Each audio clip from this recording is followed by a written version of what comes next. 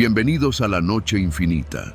Antes de comenzar, cuéntanos en los comentarios desde dónde nos escuchas y qué temáticas te gustaría que exploremos en el futuro.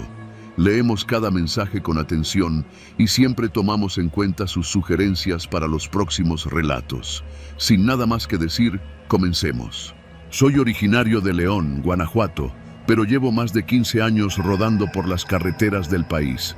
Empecé como ayudante, cargando costales en mercados, hasta que un día me dieron chance de manejar una vieja Dina con doble caja. Desde entonces, no he dejado de manejar, sobre todo carga refrigerada. Trabajo para una empresa pequeña, de esas que no tienen logo en los camiones, pero que siempre están en movimiento. Nos dedicamos a transportar de todo, aunque en los últimos años nos especializamos en carga viva, como le dicen al traslado de animales. Lo que voy a contar sucedió hace un par de años, durante un viaje de Mazatlán a la central de abasto en Iztapalapa. Teníamos que llevar un cargamento de puercos. No era raro, ya me había tocado varias veces. El camión era una caja cerrada, ventilada, con espacio para más de 60 animales. El chiste era salir por la noche, cuando el calor baja, y evitar que se sofocaran en el camino. Salí de Mazatlán como a las 9, después de que terminamos de cargar los animales. Traía una libreta con la lista de los cerdos, el peso, la hora de carga y los sellos de la revisión veterinaria. Todo en regla, como siempre. El encargado del rastro, un tipo flaco con cara de enfermo, me dijo algo que no entendí bien al principio. Me miró fijo y soltó. No te detengas por nada. Si se mueven más de lo normal, acelera. Pensé que era una broma de mal gusto. Los puercos siempre se mueven, chillan, patean. Es normal. Le respondí con un chiste para aligerar el ambiente, pero el tipo no sonrió. Solo repitió, no te detengas. Esa advertencia me vino a la cabeza cuando ya había pasado Escuinapa. Era la 1 de la mañana y el tramo estaba vacío. Solo los faros del camión iluminando la carretera. De fondo, el chillido habitual de los animales y el golpeteo de los cuerpos contra las paredes metálicas de la caja. Lo de siempre. Nada raro. Pero de pronto empezaron a sonar más fuerte. No gritos, no pataleos, sino una vibración diferente, como si algo pesado se hubiera soltado. Frené un poco para escuchar mejor. Y entonces, los ruidos pararon. Solo el rugido del motor. Me relajé. Pensé que a lo mejor había sido una curva brusca o algún puerco peleonero. Seguí avanzando. Pasaron unos 10 minutos y los golpes volvieron, pero esta vez parecían más coordinados, como si todos los animales se movieran al mismo tiempo. Era una especie de patrón, como si patearan al mismo ritmo. Pum, pum, pum. No lo puedo explicar, pero me empezó a dar una sensación horrible. Como si algo estuviera mal allá atrás. Pensé en orillarme para revisar, pero recordé las palabras del tipo del rastro. No te detengas por nada. Seguí adelante, aferrado al volante. Trataba de concentrarme, pero los ruidos se volvían más intensos. Y no eran solo los golpes. Escuchaba respiraciones, muchas, como si el camión estuviera lleno no de puercos, sino de personas jadeando. Aceleré. Pasé Rosario sin mirar. Quería llegar a Culiacán lo antes posible, donde hay más tráfico y luz. Pero el tramo era largo y solitario. La vibración de la carga se volvió inestable. Empezaron a chillar como si los estuvieran matando. No exagero. He escuchado a esos animales en el matadero, y así sonaban ahora. Como si los estuvieran degollando uno por uno. Me detuve. No aguanté más. Puse las intermitentes y bajé con la linterna. Alrededor solo había monte y un silencio profundo. Caminé hacia la parte trasera del camión. El olor era el habitual. Mierda, orina, animal encerrado. Pero había algo más. Un tufo metálico, como a sangre fresca. Me acerqué y abrí un poco la puerta, lo suficiente para echar un vistazo sin que se salieran. Y entonces los vi. Todos estaban mirando hacia mí. No se movían, no emitían un solo sonido, solo estaban ahí, de pie, con sus cuerpos temblorosos, los hocicos abiertos y los ojos clavados en mí. Sentí como si algo me empujara desde adentro. Cerré la puerta de golpe y regresé al volante. Arranqué como si me persiguiera el mismo demonio. No quise volver a parar. Me fui derecho hasta que amaneció y vi las primeras gasolineras abiertas. Me detuve solo a cargar diésel en un pueblito que ya ni recuerdo. Compré un Gatorade, un café y una bolsita de cacahuates. No comí nada. Sentía el estómago cerrado. Durante el resto del trayecto, los animales ya no hicieron ruido. Nada, ni un solo chillido. Era como si ya no estuvieran ahí, pero sabía que seguían. El camión pesaba lo mismo. Cada bache, cada tope, lo sentía en los amortiguadores. Solo que estaban quietos, demasiado quietos. Llegué a la central de abasto como a las 9 de la noche del día siguiente. Me sentía muerto. Cuando los trabajadores abrieron la compuerta para empezar a descargar, se detuvieron en seco. Uno de ellos me miró y me preguntó, ¿qué hiciste? ¿Cómo que qué hice? Están todos golpeados, moreteados, algunos con huesos rotos. ¿Los venías maltratando o qué? Me bajé a revisar con ellos, y era cierto. Los animales estaban destrozados, no muertos, pero casi. Había marcas en el interior de la caja, como si hubieran estado desesperados por salir. Uno tenía el hocico roto, otro una pierna torcida. No entendía nada. Yo no los había tocado. No me había detenido más que una vez, y apenas abrí la compuerta. Uno de los trabajadores, un señor grande con años de experiencia, me tomó del brazo y me dijo, «Estos no se golpearon entre ellos, se desesperaron. Los encerraste con algo, ¿verdad?» «¿Cómo que con algo?» «Hay veces», dijo bajito, mirando alrededor, «que se mete algo que no debería estar en la carga, un espíritu, un aire enfermo. No siempre es visible, pero los animales lo sienten, y cuando eso pasa, se vuelven locos». No supe qué responder. Me pagaron como siempre. Nadie más me dijo nada, pero desde ese día dejé de transportar carga viva. Ya no pude. Cada vez que me acerco a un rastro o escucho el chillido de un cerdo, mi cuerpo se tensa. No fue lo que vi, fue lo que sentí. Como si no hubiera estado solo allá atrás, como si algo más hubiera venido conmigo, algo que nunca dejó de moverse.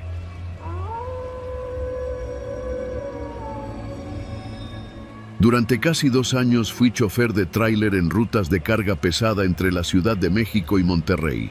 Una chinga, la neta. Pero se ganaba bien. Yo tenía mis rutas favoritas, las de día, con sol, donde ves pasar el paisaje seco del norte como una postal eterna.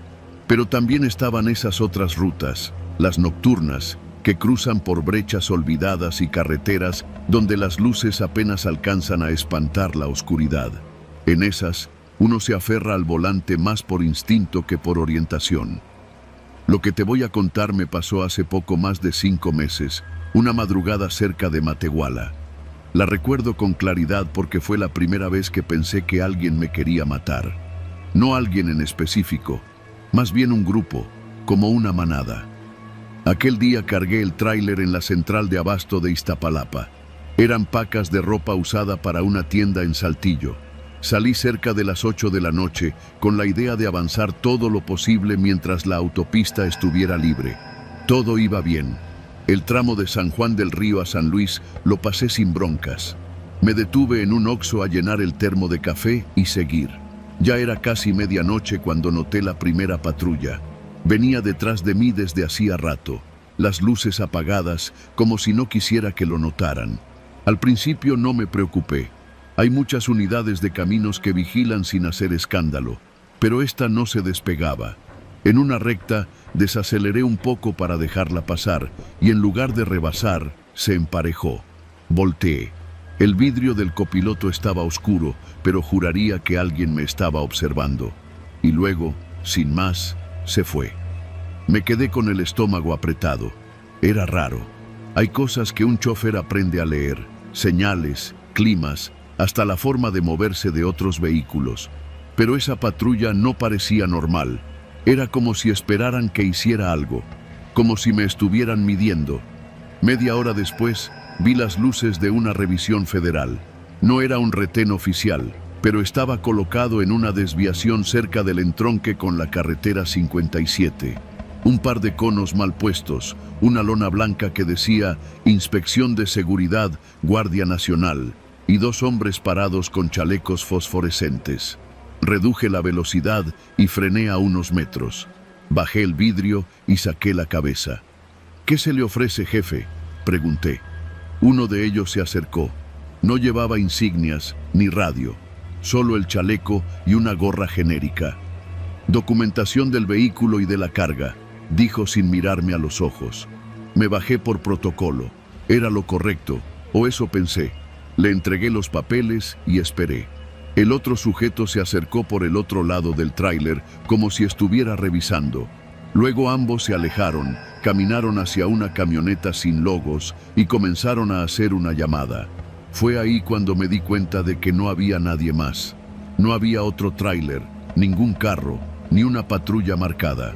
Solo esa camioneta vieja, los dos hombres y yo. ¿Y los demás?, pregunté, fingiendo ligereza. Siempre hay más elementos en estos retenes, ¿no? No respondieron. Solo me hicieron una seña para que me acercara. Uno de ellos ya no sonreía. «Vamos a hacer una revisión más a fondo», dijo el que parecía estar al mando. «Estacione la unidad al lado». Yo sabía que algo andaba mal. No eran inspectores. Ninguno hablaba con términos técnicos. No llevaban escáneres, ni checaban placas. Pero me aguanté el miedo, fingí normalidad y obedecí. No estaba armado y estaba completamente solo. Apagué el motor, bajé y vi que uno de ellos se acercaba demasiado. No con desconfianza, con hambre. No sé cómo explicarlo, como si me mirara no como un tipo cualquiera, sino como una oportunidad. «¿Cuál es su nombre?», preguntó. «David», respondí, y al instante me arrepentí de no haber dado un nombre falso. El segundo hombre ya estaba detrás de mí. «¿Está solo?», mentí. «No, viene mi ayudante dormido en la litera». Sabía que no lo creerían, pero lo solté. El primero me miró. Esa clase de mirada que te hace sentir que ya no tienes nada que hacer ahí. «Vamos a abrir la caja», dijo. Me negué. Les dije que la mercancía iba sellada, con candado de seguridad, y que romperlo solo podía hacerse en destino. Me arriesgué. «Si quieren, llamamos a la Guardia Nacional, que vengan ellos a revisar», añadí. Uno de ellos se rió, apenas una carcajada seca. El otro sacó algo del cinturón. No era un arma, era una navaja de hoja ancha, de esas que se usan más para carne que para defensa. «Tranquilo, David», dijo el primero. «Solo queremos hablar». Retrocedí. No fue por valentía, fue puro instinto. Dije algo como, «No hay nada que revisar, yo solo voy de paso», y empecé a caminar hacia la cabina. En ese momento, escuché cómo la camioneta vieja arrancaba. Me giré. Ahora había 3 hombres. Uno se había quedado adentro todo el tiempo. Me subí al tráiler sin pensarlo. Cerré la puerta con seguro y encendí el motor. Ellos no corrieron hacia mí. Solo se quedaron parados, como si estuvieran esperando algo. Una oportunidad. Aceleré. No me importó la caja, ni si arrancaba los conos, ni si me acusaban después de evadir un retén. Tomé la carretera directo a Matehuala, donde sabía que había una gasolinera con vigilancia. Durante los primeros minutos sentí que me seguían. Revisaba el retrovisor cada 5 segundos. Pero no los vi. Solo la oscuridad, solo el vacío del desierto. En la gasolinera bajé temblando. No me atreví a reportarlos. ¿Qué iba a decir? Unos tipos disfrazados de inspectores querían atraparme. Nadie me iba a creer.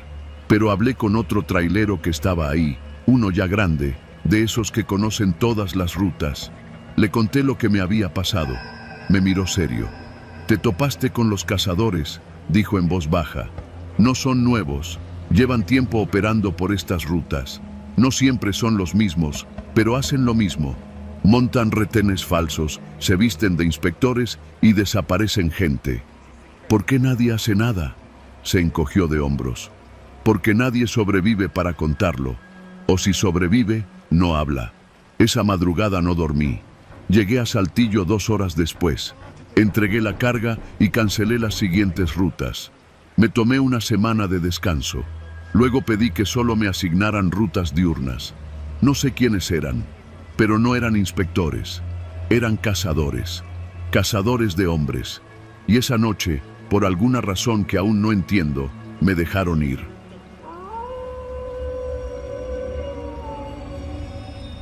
Soy Enrique López, 47 años, originario de Tepic, pero llevo más de 20 recorriendo las carreteras del norte como operador de tráiler. El pavimento ha sido mi casa, mi cárcel y mi único testigo. Lo que te voy a contar no es para que me tengas lástima, ni para que me creas. Solo quiero que si algún día vas manejando por la Libre entre Hermosillo y Santa Ana y ves un camino de terracería marcado con un letrero oxidado que dice Camino a la Esperanza, no lo tomes. Sigue derecho. No importa si te pagan doble por la entrega, no importa si se te acaba el diésel. Tú sigue. ¿Estamos? Todo comenzó hace unos 4 años. En ese entonces trabajaba para una empresa que hacía entregas nocturnas de productos farmacéuticos a clínicas rurales. Trabajo bien pagado, pero con rutas de mierda. El cargamento no pesaba mucho, pero te lo pedían a horas que ni el diablo salía. Esa noche había salido de Hermosillo con un solo encargo: entregar unas cajas de material médico a una clínica privada que, según la hoja de ruta, quedaba a las afueras de Magdalena de Quino. No era un lugar que reconociera, pero tampoco me preocupó. Muchos de esos ranchos tienen clínicas privadas clandestinas donde hacen abortos, cirugías estéticas o cosas más raras. No es mi problema. Yo solo manejo. El punto exacto estaba marcado en el kilómetro 33 de la carretera libre. Todo iba bien hasta que el GPS me indicó que debía tomar una brecha a la derecha. El camino era de tierra suelta y piedras, muy estrecho. Me pareció extraño, pero el punto estaba bien marcado, así que seguí. Después de unos 20 minutos sin ver más que monte y oscuridad, vi una luz. Al llegar, me encontré con una construcción pequeña, como una clínica improvisada. La fachada era de bloc sin aplanar, y afuera había una lámpara de halógeno colgada de un poste de madera, iluminando lo justo para ver una barda y una puerta metálica pintada de blanco. Sin timbre, solo un letrero a mano con letras rojas: entregas aquí, no bajarse del camión. Me quedé esperando unos minutos hasta que vi a un tipo salir de la puerta. Llevaba una bata médica manchada y una mascarilla quirúrgica. Caminaba con lentitud, sin decir palabra. Subió a la cabina por el lado del copiloto y me pidió la hoja de entrega. Hablaba en voz baja, pero con autoridad. Aquí va a firmar, me dijo, y me extendió una pluma negra de esas caras. Cuando le pasé la hoja, sacó una navajita de su bolsillo, se hizo un pequeño corte en el dedo pulgar y dejó una huella de sangre al lado de su firma. Me quedé mirándolo. No lo podía creer. ¿Qué pedo es este?, le pregunté. El tipo ni se inmutó. Procedimiento interno. Si no quiere seguir, llame a su empresa. ¿Y qué traen aquí?, le pregunté, sin esperar respuesta. No es de su incumbencia. Nunca me gustó que me hablen así, pero estaba solo, de noche, en un monte donde nadie me iba a escuchar gritar. Solo asentí y comencé a bajar las cajas con ayuda de una rampa hidráulica. Todo fue rápido, sin contratiempos, pero justo antes de terminar, vi algo que me dejó helado. Una de las cajas se había abierto un poco al golpear el piso, y lo que vi dentro no eran guantes, ni gasas, ni bisturís. Era un paquete sellado al vacío con, no sé cómo explicarlo, parecía piel humana, no cuero, no plástico, piel, la textura, el color, el vello corporal. Me paralicé. ¿Qué chingados es esto?, le solté al tipo. Él se acercó, lo empujó con la bota de manera indiferente y lo volvió a meter a la caja. Si abre otra, no sale de aquí. Tuve que elegir, pelear o irme. Escogí vivir. Subí a la cabina, cerré la puerta sin decir una palabra y me largué por el mismo camino por donde llegué, sintiendo una presión en el pecho que no me dejó en paz. En la empresa no preguntaron nada. Al contrario, Al día siguiente me tenían otro encargo igual, en otra ruta similar. No acepté. Me inventé que tenía gripe. Pasaron 2 semanas y no me llamaban, lo cual era raro, hasta que un compañero, el Popeye, me buscó. «Oye, Quique, tú hiciste la ruta de la Esperanza, ¿va?» Asentí. A mí me la ofrecieron ayer, pero no llegué. Me quedé tirado en el kilómetro 30 con una fuga de aceite. «No vayas, neta, no vayas». Me miró raro, pero no preguntó. 2 días después, me enteré que el Popeye había desaparecido. Lo último que se supo fue que había tomado un viaje especial hacia un punto al norte. No llegó. Lo buscaron 2 días. Nada. El GPS del tráiler fue lo que los llevó a encontrarlo. Estaba estacionado, cerrado, sin señales de violencia, pero el Popeye no estaba, ni su mochila, ni su cartera. Solo quedaba la hoja de entrega, firmada, y esta vez con su sangre. Igualito. Pasó 1 año. No hablaba de eso con nadie. Me cambié de empresa, pero nunca pude dejar de pensar en lo que vi. Hasta que un día, en una gasolinera en Imuris, mientras me tomaba un café, me senté junto a un viejito que me empezó a hacer plática. Dijo que había sido chofer de carga toda su vida. Nos entendimos al instante. Le conté lo que me había pasado, con cautela. ¿La Esperanza?, preguntó en cuanto dije el nombre. Sí, ¿la conoces? El viejo me vio con una expresión extraña, como si le acabara de decir que vi un fantasma. Hace años, en los 90, esa clínica la usaban para extraer órganos de migrantes. Los contratistas de Sonora firmaban acuerdos con médicos privados. Se hablaba de que se les ofrecía dinero a los traileros para que hicieran entregas especiales, pero nunca se hablaba más allá. Muchos desaparecieron. Otros, como tú, sobrevivieron porque no vieron demasiado. Tragué saliva. ¿Y por qué siguen operando? El viejo bajó la voz. Porque esa red está viva, hijo. Y los que saben callan. Si te firmaron con sangre, es porque ya estás en la lista. Ya te conocen. Solo es cuestión de tiempo para que vuelvan a buscarte. A las pocas semanas, regresó el mismo número privado que me había dado la ruta de La Esperanza. No contesté. Me llamaron 5 veces más. Una noche encontré una hoja en el parabrisas de mi tráiler mientras cargaba en una planta de Jalisco. Tenía la dirección del nuevo punto y al final una frase escrita con bolígrafo rojo. Ya sabe cómo funciona. No hay necesidad de más advertencias. Decidí huir. Dejé el camión, renuncié por teléfono y me regresé a Tepic. Compré una camioneta y empecé a trabajar repartiendo agua en la ciudad. No es la gran cosa, pero duermo. Y más importante, sé que si me vuelven a encontrar, no va a ser para ofrecerme otro viaje.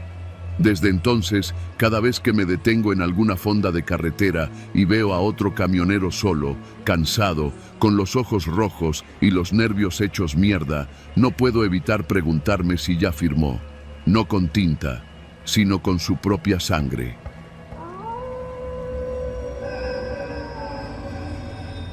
Me llamo Mario.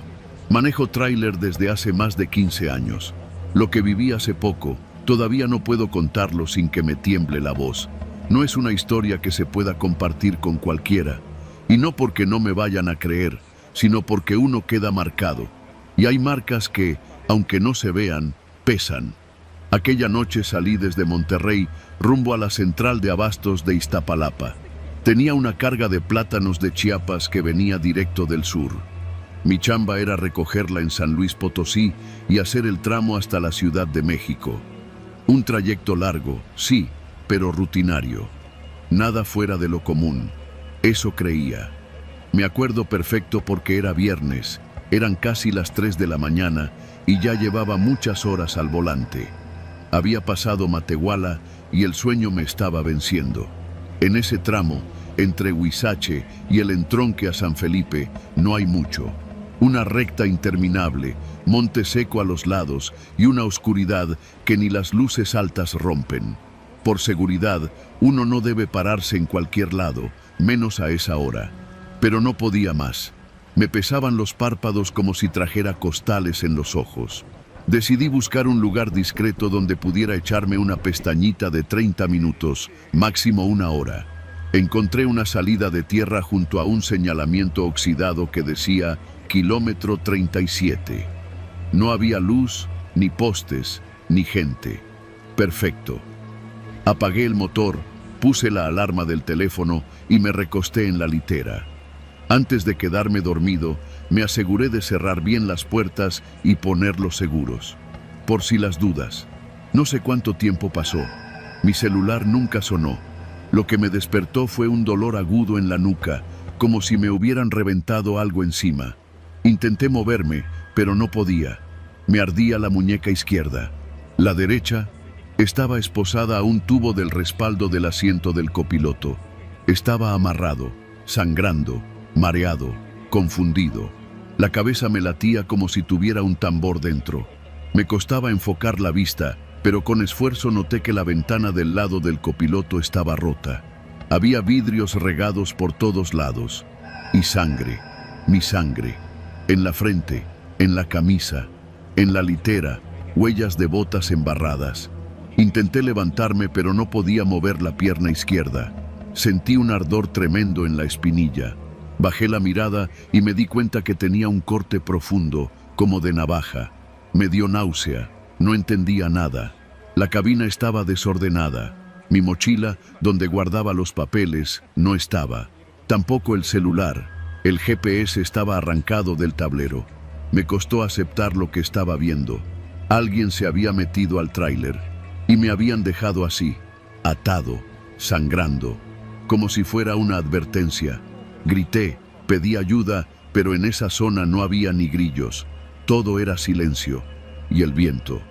Fue entonces que noté algo más raro. La cabina tenía una peste, un olor agrio, metálico, como sangre y sudor viejo. No era mío, era más fuerte, más pesado, como si varias personas hubieran estado ahí, apretadas.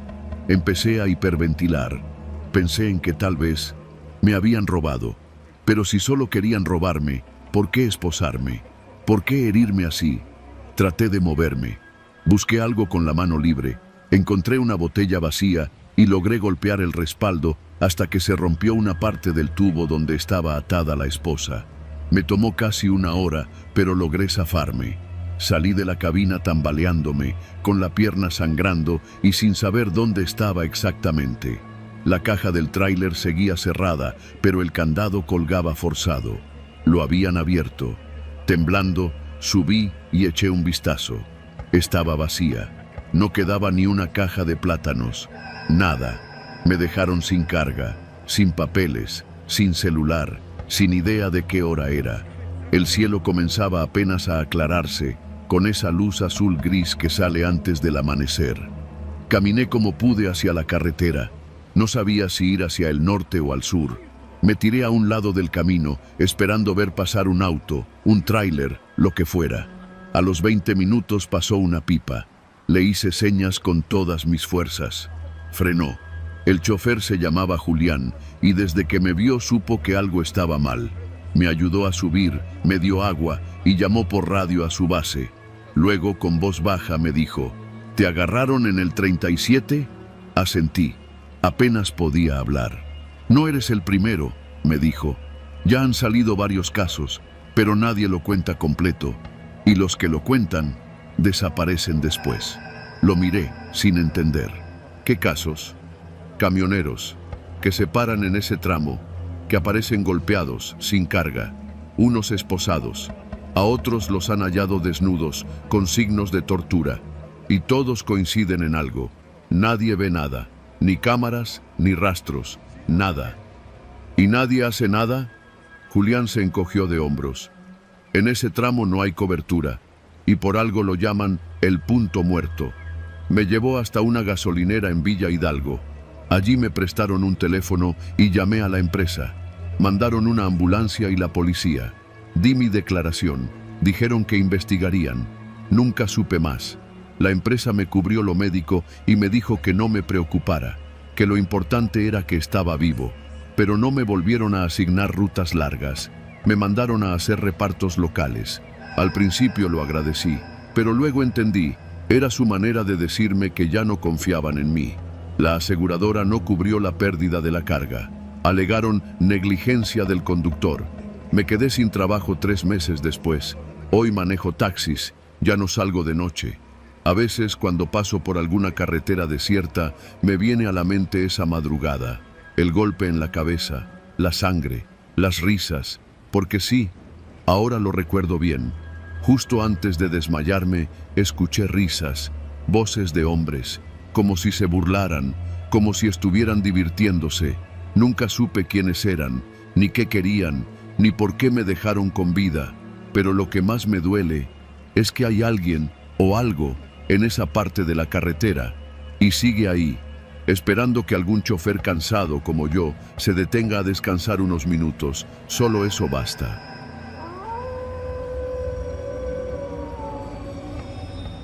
Me llamo Hugo y durante más de 15 años fui trailero. Recorrí de punta a punta este país, desde la frontera de Matamoros hasta los puertos de Manzanillo, pasando por las curvas traicioneras de La Rumorosa y los retenes corruptos de Guerrero. Nada me había preparado, sin embargo, para lo que viví en aquel tramo maldito entre Durango y Sinaloa, un infierno escondido tras la apariencia de un simple convoy de transporte. Todo empezó con una llamada que parecía una bendición. Llevaba semanas sin trabajo y la renta ya me tenía contra las cuerdas. Un contacto del viejo sindicato, un tal Goyo, me ofreció un viaje bien pagado, de esos de carga especial, dijo. Era una ruta sencilla, según él. Salir desde un parque industrial en Gómez Palacio, cruzar hacia Mazatlán y entregar la mercancía en un patio de maniobras privado. Todo en una sola noche, sin escalas, sin preguntas. ¿Y qué llevo?, le pregunté, sin querer sonar desconfiado. Papel, supuestamente, paquetes sellados. Nada raro, respondió, bajando la voz. Pero es convoy. Te vas con otros 5.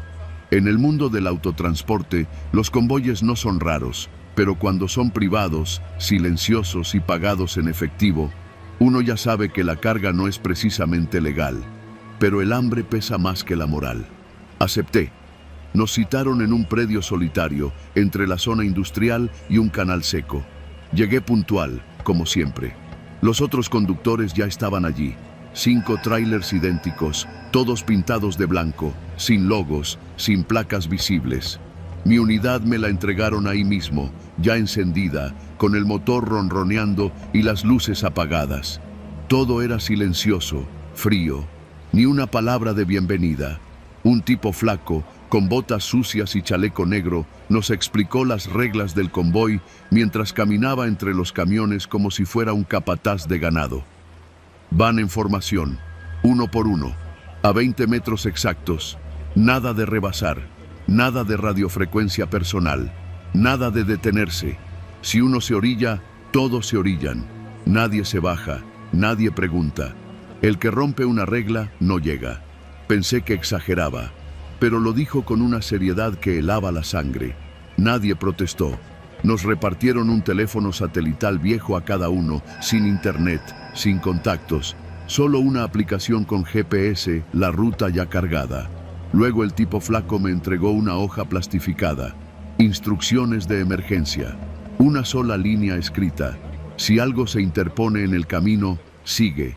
No te detengas. Nunca te detengas. A las 9:30 de la noche arrancamos. El primer tramo fue tranquilo. Carretera recta, casi sin tráfico. Íbamos como fantasmas, avanzando en formación perfecta. Yo iba en el tercer lugar, detrás de un tráiler con las luces traseras rotas. Durante 1 hora todo fue tan normal que me sentí tonto por haberme preocupado.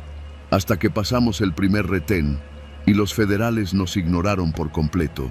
Ninguna patrulla encendió las luces, ningún agente hizo ademán de detenernos. Al contrario, uno de ellos levantó la mano en señal de paso, como si nos estuvieran esperando.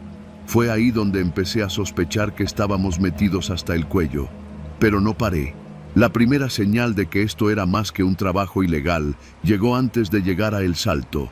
Alguien, no supe quién, lanzó una bengala desde un cerro cercano. Una luz roja atravesó el cielo nocturno. Casi al instante, el primer tráiler frenó de golpe. Yo clavé el pedal del freno, rezando por no chocar al de enfrente. Por un segundo el convoy quedó detenido, en silencio, como un corazón que se detiene un instante antes del colapso. «Chingada madre», murmuré con la frente sudando. Pero nadie se bajó. El tráiler de adelante, el de las luces traseras rotas, tenía un vidrio lateral. Vi una sombra moverse dentro, como si alguien estuviera caminando por el camarote. Entonces el primero arrancó de nuevo, lento, casi con parsimonia, como si lo pensara 2 veces. Los demás lo seguimos, sin preguntar. La tensión en el ambiente se sentía como una presión en el pecho. Algo nos estaba siguiendo. Lo sabíamos, lo sentíamos. 1 hora después, el tráiler número 4 se desvió. Fue un movimiento sutil, apenas unos metros hacia el acotamiento, como si algo le hubiera fallado. Las luces de freno se encendieron. Esperé que regresara al carril. No lo hizo. Se quedó orillado, quieto, como un animal herido. Inmediatamente, todos los demás frenamos. Silencio. Miré por los retrovisores. Nada. Nadie se movía. Tomé el teléfono satelital y abrí la aplicación. Una nueva notificación apareció en la pantalla. Unidad 4, fuera de línea. Después de 1 minuto, arrancamos de nuevo. No preguntamos por él, no intentamos ayudarlo, solo seguimos. A la altura del kilómetro 93, el camino se volvió más estrecho. Sin faros laterales, sin señal en el celular. Ni siquiera recordaba haber pasado por ahí en otras rutas. Era como si hubiéramos entrado en una carretera fantasma. Entonces el pavimento empezó a cambiar.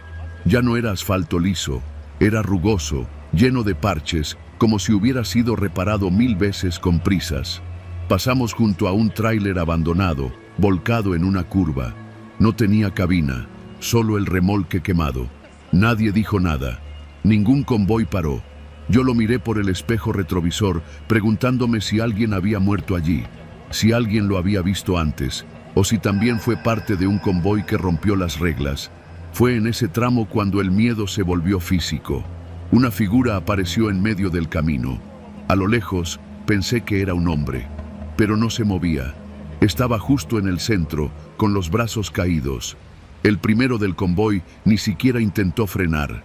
Le pasó por encima, tal cual, como si no existiera. El segundo también.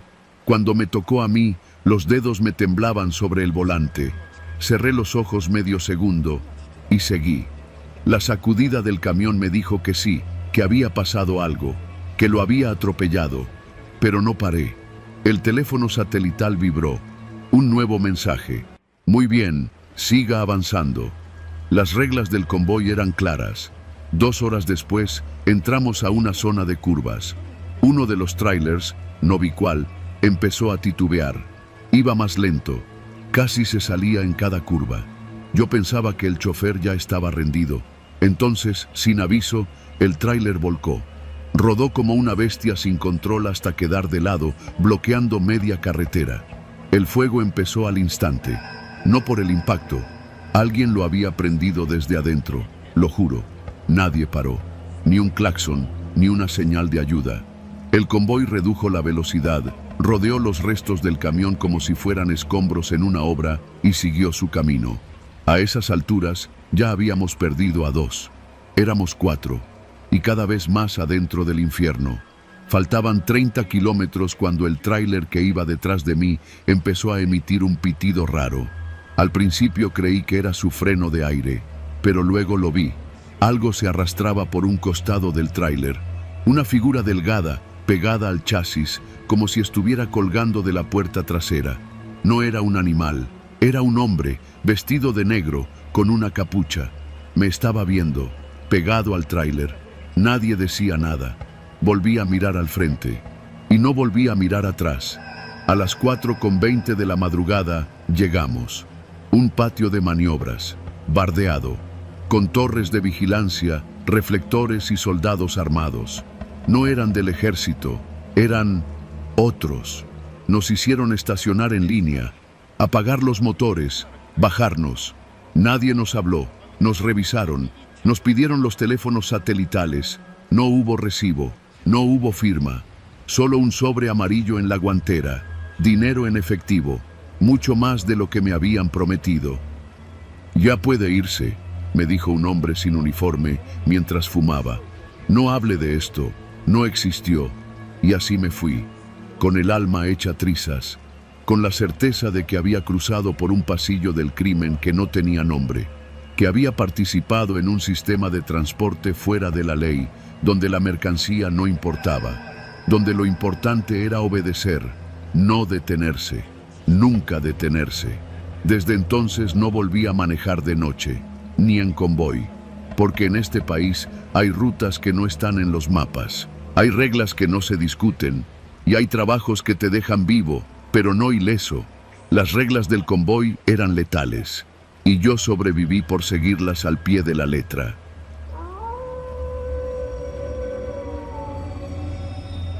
Yo no sabía que el miedo tenía sonido hasta esa noche. No un grito, no un disparo. Era más bien ese zumbido constante en los oídos, como cuando el silencio pesa demasiado y tu instinto empieza a gritarte que algo está mal, muy mal. Me llamo Efraín Varela, soy camionero. Llevo más de 20 años cruzando el país sobre ruedas, desde el norte hasta la península, y he dormido en más estaciones de servicio que en mi propia cama. No soy fácil de asustar. He visto asaltos, accidentes, incendios en carretera e incluso me tocó ver a un colega morir al volcar su unidad en plena curva de la Rumorosa. Pero lo que pasó hace 2 años, en la Libre de Guadalajara a Tepic, me hizo replantearme todo. Todo. Aquel viaje empezó como cualquier otro. Cargué la plataforma en un centro de distribución en Ixtlahuacán del Río con contenedores sellados que, según la hoja, llevaban abarrotes para varias tiendas en el litoral. Nada raro. Eran casi las 5 de la tarde cuando salí. Me acompañaba mi compadre Fede, que también manejaba tráiler pero estaba de descanso, y se apuntó a acompañarme por el puro gusto de pistear al llegar. Habíamos planeado dormir en una pensión segura cerca de Compostela y seguir al día siguiente. El plan era sencillo, hasta que, claro, dejó de serlo. Justo después de pasar la desviación a Ameca, ya con el cielo oscureciendo, vimos las luces de una patrulla a lo lejos. Primero pensamos que era un retén, pero cuando nos acercamos nos dimos cuenta de que no había oficiales a la vista. Solo estaba la patrulla, con las luces intermitentes parpadeando, abandonada a un lado del camino. Detrás de ella, una camioneta blanca, también sin nadie adentro. La puerta del conductor estaba abierta y las llaves colgaban aún del switch. Fede se asomó por la ventana y dijo: «No me gusta esto, cabrón. ¿Y si es emboscada?» «¿Emboscada de qué?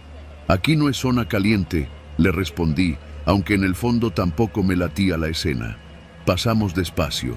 El tráiler crujía bajo su propio peso y cada metro me parecía más largo. Cuando estuvimos a unos 100 metros, Fede soltó un insulto seco. «¡A la madre! ¡Mira allá!». Lo que vi me heló la sangre. En la cuneta, junto al monte, había una mancha larga y oscura. Al principio pensé que era una lona tirada, pero cuando la luz de los faros le dio de lleno, vi que no era lona. Era un cuerpo, o lo que quedaba de uno. El torso estaba destrozado, como si le hubieran pasado por encima con algo pesado. Le faltaban los brazos y la cabeza. Frené en seco. Ni yo ni Fede dijimos nada en los primeros segundos. El zumbido ese del que hablé, ese que viene desde adentro de uno mismo, comenzó a expandirse por mi pecho como un eco enloquecedor. Me bajé. No sé por qué. Tal vez por pura inercia. Fede me gritó que no fuera, pero mis pies ya se estaban moviendo. Cuando llegué al cuerpo, me di cuenta de algo aún más horrible.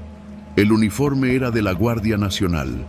Aún tenía un chaleco con las siglas y parte de la placa colgando por un hilito.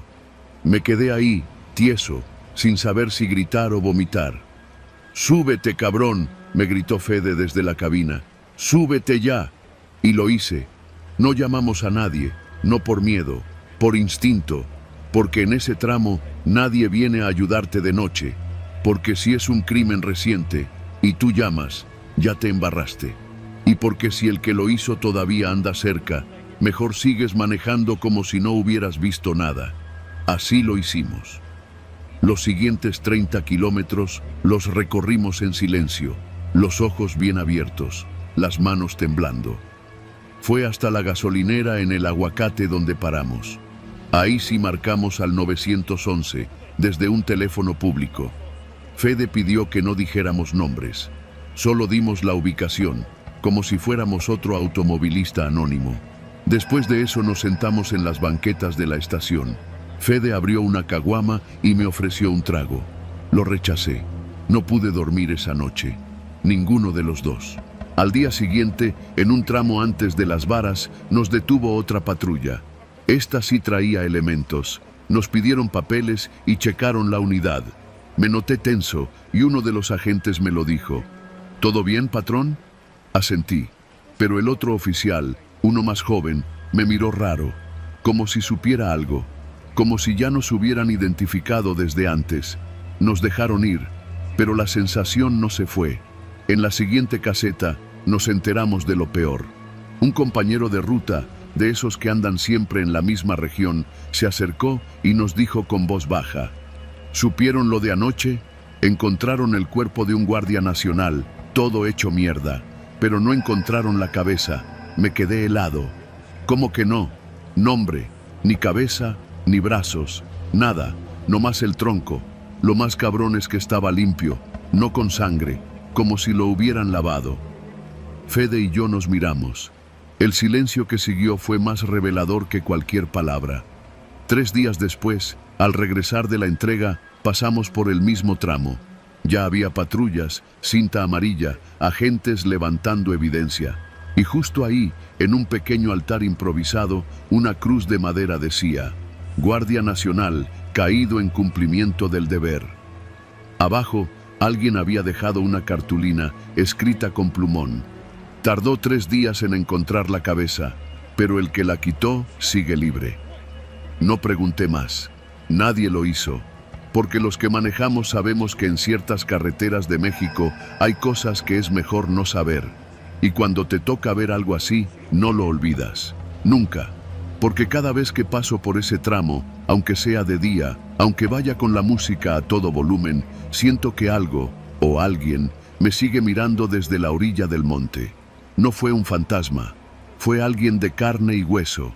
Alguien que sabe cómo cortar un cuerpo y desaparecer en la noche como si fuera parte del paisaje.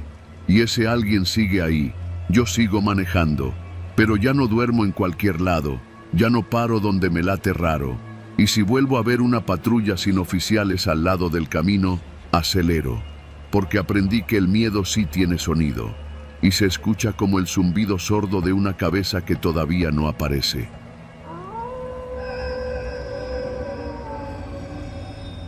Dicen que en la carretera uno se encuentra de todo, desde paisajes que parecen de postal hasta cadáveres sin nombre. Yo he visto ambos. Me llamo Antonio, aunque los que me conocen en el gremio me dicen Toño, el Greñas. Llevo más de 20 años manejando tráiler, cruzando de un extremo al otro el país. Desde Lázaro Cárdenas hasta la frontera de Nuevo Laredo. Desde Veracruz hasta el desierto de Sonora. Y créeme cuando te digo que nada me había preparado para lo que viví hace 3 años, en un tramo olvidado de la autopista entre Durango y Zacatecas. Era septiembre. Recuerdo que lo supe porque era el mismo día que mi esposa me había pedido que no aceptara ese viaje. Estaba rara. Dijo que había soñado conmigo, con un accidente, con fuego. Yo no soy supersticioso, pero tampoco le hago el feo a una advertencia. El problema era que el cliente pagaba bien, muy bien, y yo necesitaba ese dinero. La carga era extraña. Material de construcción, me dijeron.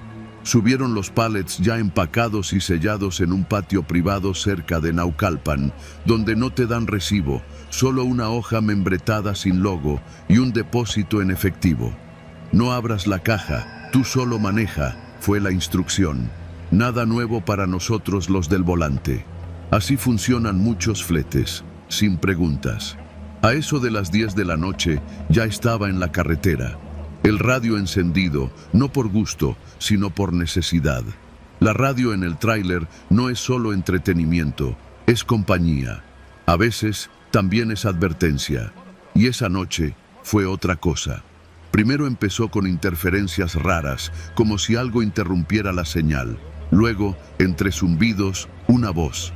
No era la del locutor habitual de la estación del gremio. Era una voz temblorosa, como si hablara con miedo. Decía frases sueltas. No paren en el kilómetro 43. Los camiones no vuelven. Nos están cazando. Pensé que era una broma pesada. Hay muchos que les gusta jugar con las frecuencias de Radio Ciudadana. Pero entonces escuché algo que me heló el cuerpo. Mi nombre. Antonio, tráiler blanco, placa 75 ALG. No llegues al kilómetro 43. Frené en seco. El motor vibró bajo mis pies. El volante me sudaba.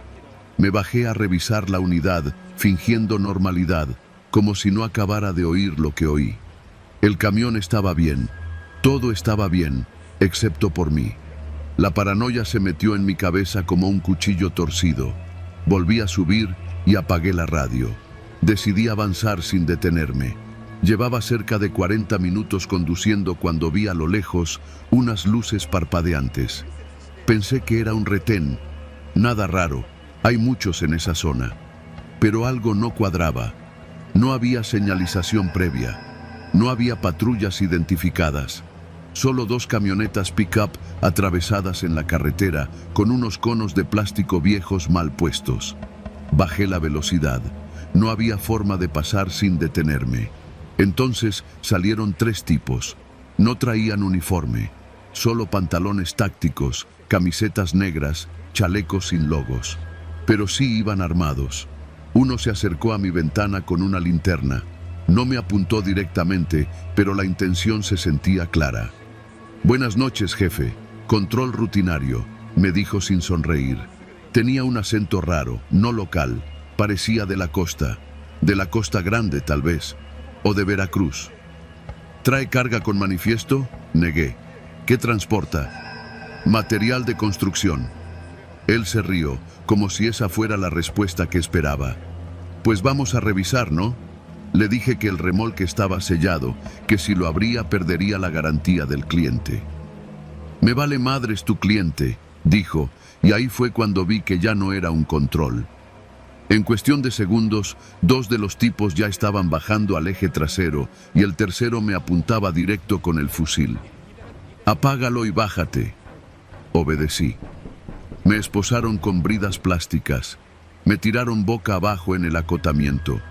Uno me dio una patada en las costillas mientras otro forzaba los candados del remolque. Yo solo escuchaba. El sonido de las cajas siendo abiertas. El chasquido de las navajas cortando plástico. Luego, el silencio. Uno de ellos murmuró algo que no alcancé a oír bien. Otro respondió. Otra vez lo mismo. No mames, ya es el tercero. Un par de minutos después, escuché un disparo seco. Me tensé, pensando que venía hacia mí. Pero no, era hacia uno de los suyos. No sé por qué. No supe nunca qué pasó ahí. Pasaron 5 minutos. 10. El tipo que me había apuntado regresó y me levantó de un jalón. Te vas, no viste nada. Me subió al camión, mis manos aún atadas. Con una navaja me cortó las bridas sin quitarme la mirada. Tenía los ojos vacíos, no en el sentido poético, literalmente vacíos, como si detrás no hubiera alma. Me dijo algo más. Si alguien te pregunta por la radio, di que se trabó. ¿Entendido? Asentí. Me temblaba la mandíbula. Y no vayas a regresar, este tramo ya tiene dueño. Arranqué con las piernas temblando. No me detuve hasta llegar a una gasolinera cerca de Fresnillo. Apagué el motor y me metí al baño. Vomité. Lloré. Me lavé la cara con agua helada.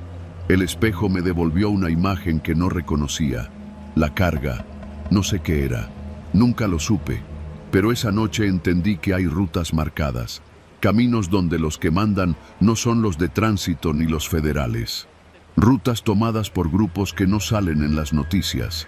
Organizaciones que usan a los traileros como carnada, como transporte, como prueba. A la radio la encendí días después. Volví a sintonizar la estación del gremio. Todo normal. Música de los bookies, chistes malos, reportes de tránsito. Pero ya no confío en esa voz que me acompaña.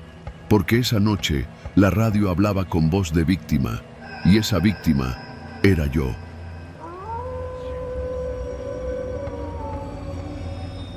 Soy chofer de tráiler desde hace más de 15 años. Carretera nacional, carga pesada, tiempos de entrega imposibles y muchas madrugadas sin dormir. Me llamo Octavio y si algo he aprendido en este oficio es que el peligro no siempre viene de otros coches, ni del clima, ni siquiera de los asaltantes en la sierra. El peligro más grande va contigo, se sienta a tu lado, aunque nadie más lo vea. Y yo conocí a ese copiloto. Todo comenzó con una ruta nueva. Transportaba maquinaria pesada desde la zona industrial de Irapuato hasta una obra en las afueras de Monterrey. Me pagaban el doble por hacerlo solo y sin paradas largas, ni supervisión. Lo acepté. No era la primera vez que me aventaba una de esas de confianza, como les dicen. Salí cerca de las 9 de la noche, después de cenar unas enchiladas en un puesto afuera de la terminal. Llevaba termo de café, playlist descargada y una hielera con lo básico. Ya conoces el plan. Evitar tramos inseguros de madrugada, tomar libre la carretera de Cuota por San Luis y pasar el nudo de Matehuala antes del amanecer. Las primeras 2 horas fueron tranquilas. Música, viento en las ventanas, poco tráfico. Pero al llegar al tramo de Celaya hacia Querétaro, noté algo raro. Mi cabeza no dejaba de hablarme. No como en pensamiento normal, sino como si alguien más me hablara. Una voz igualita a la mía, pero con un tono más pesado, más burlón. «Otra vez tú, cabrón, ¿no te cansas de jugar a ser héroe de carretera?», me dijo esa voz. No sé si era el cansancio o qué, pero por un segundo sentí que alguien iba sentado a mi derecha. Volteé y claro, el asiento del copiloto estaba vacío.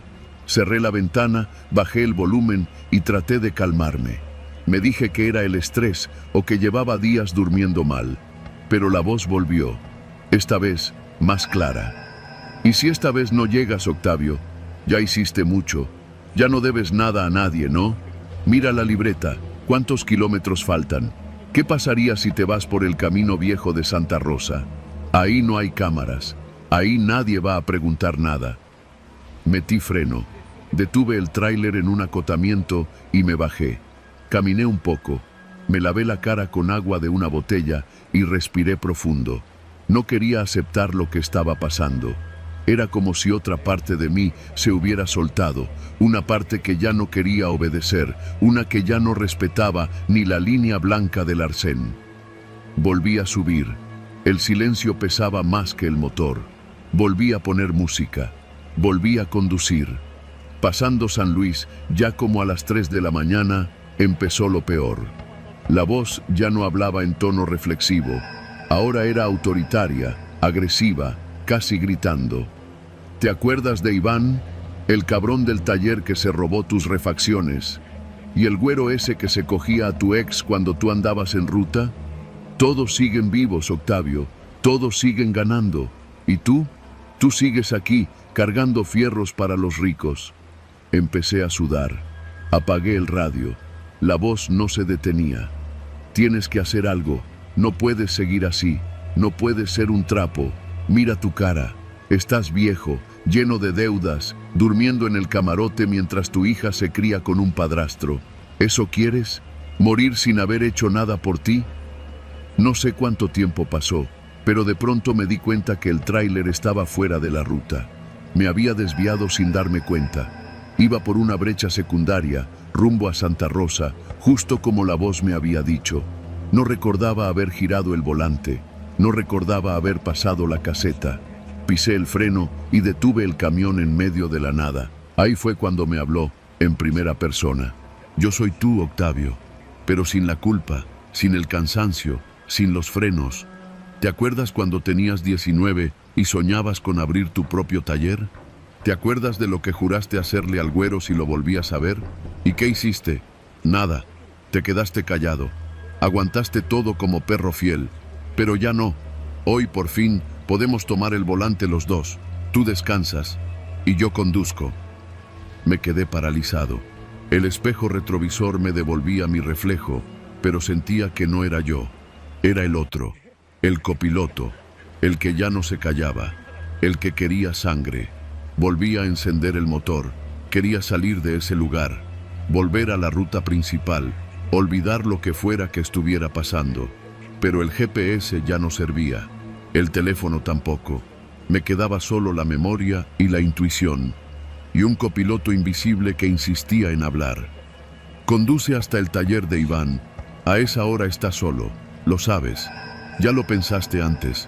Tú no lo harías, pero yo sí. Yo no tengo miedo. Solo tienes que abrir la caja de herramientas. Ya está todo ahí. Ese fue el punto de quiebre. Paré en seco. Bajé. Grité como un loco. Golpeé el costado del tráiler con los puños. Pensé en llamar a alguien, pero ¿qué iba a decirles? ¿Que escuchaba mi propia voz diciéndome que matara? Volví a subir. Encendí la luz interna. Saqué una libreta del tablero y escribí algo que no supe por qué. Si mañana no amanezco, busquen el camión en la Libre 57. No estoy solo, nunca lo estuve. Eso me salvó. Fue mi manera de sacar al copiloto del asiento, de negarle el control. Al final, regresé a la carretera principal. Llegué a Monterrey con los nervios destrozados, pero llegué. Entregué la carga y pedí licencia médica. No manejé en casi 3 meses. Me mandaron al psicólogo, al psiquiatra, incluso a unos retiros para choferes estresados. Nadie entendía bien lo que me pasaba, porque nunca lo dije con todas sus letras. Solo lo escribí. Hoy ya volví a manejar, pero con una condición. Siempre llevo a alguien real de copiloto. Otro chofer, un ayudante, lo que sea. No dejo que el asiento vaya vacío, porque cuando va vacío, esa voz regresa. Y cuando regresa, me convence de cosas que no quiero hacer. Mi copiloto no es un fantasma. Es más real que tú y que yo. Vive en mi cabeza. Es mi otra mitad, la que no perdona, la que no olvida. Y en cada kilómetro me susurra. Solo espera a que me canse para tomar el volante.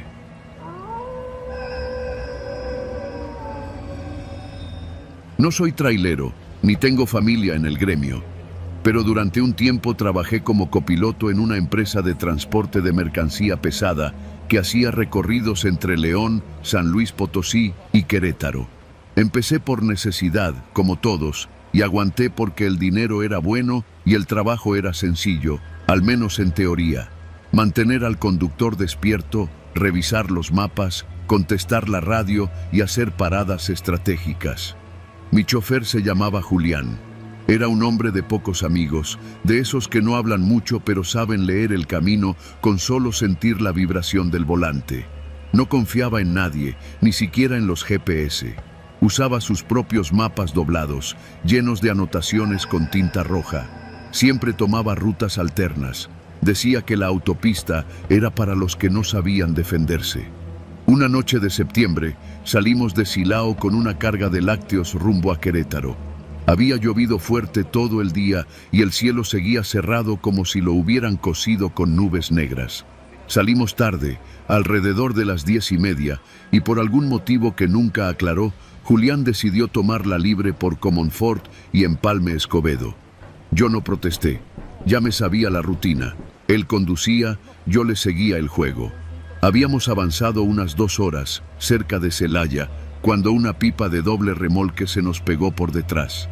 No tenía faros, nada, solo el reflejo ocasional de su silueta cuando pasábamos por algún tramo iluminado por postes viejos o por los destellos de los truenos. Al principio pensé que era casualidad, que el chofer simplemente nos seguía porque íbamos bien. Pero había algo inquietante, no intentaba rebasarnos ni se alejaba. Mantenía una distancia constante, apenas a unos metros del remolque. Era como una sombra, o más bien, como un espejo mudo. ¿Ya viste eso?, le pregunté a Julián, señalando por el espejo lateral. Él apenas movió los ojos y mascó su respuesta sin soltar el cigarro. Sí. ¿Por qué no trae luces? Así viajan algunos, pa' que no los agarren los de la guardia. ¿Y por qué no lo rebasamos? No es de esos. No entendí lo que quiso decir, pero tampoco quise preguntar más. Si algo había aprendido, era que Julián sabía cosas que no compartía. Pasaron 10 minutos y la pipa seguía ahí. Intenté distinguir la cabina a través de los espejos, pero era inútil. Estaba completamente apagada, como si no hubiera nadie adentro. Solo se percibía el contorno del tanque metálico en cada curva, en cada cambio de pendiente. En una de esas, Julián apagó las luces del tráiler por completo. Solo el sonido del motor nos mantenía conscientes de que seguíamos en movimiento. ¿Qué haces?, le grité. A ver si nos sigue, respondió seco. Y sí, nos siguió. Durante 5 horas, sin luces, sin un solo rebase, sin detenerse en ningún poblado.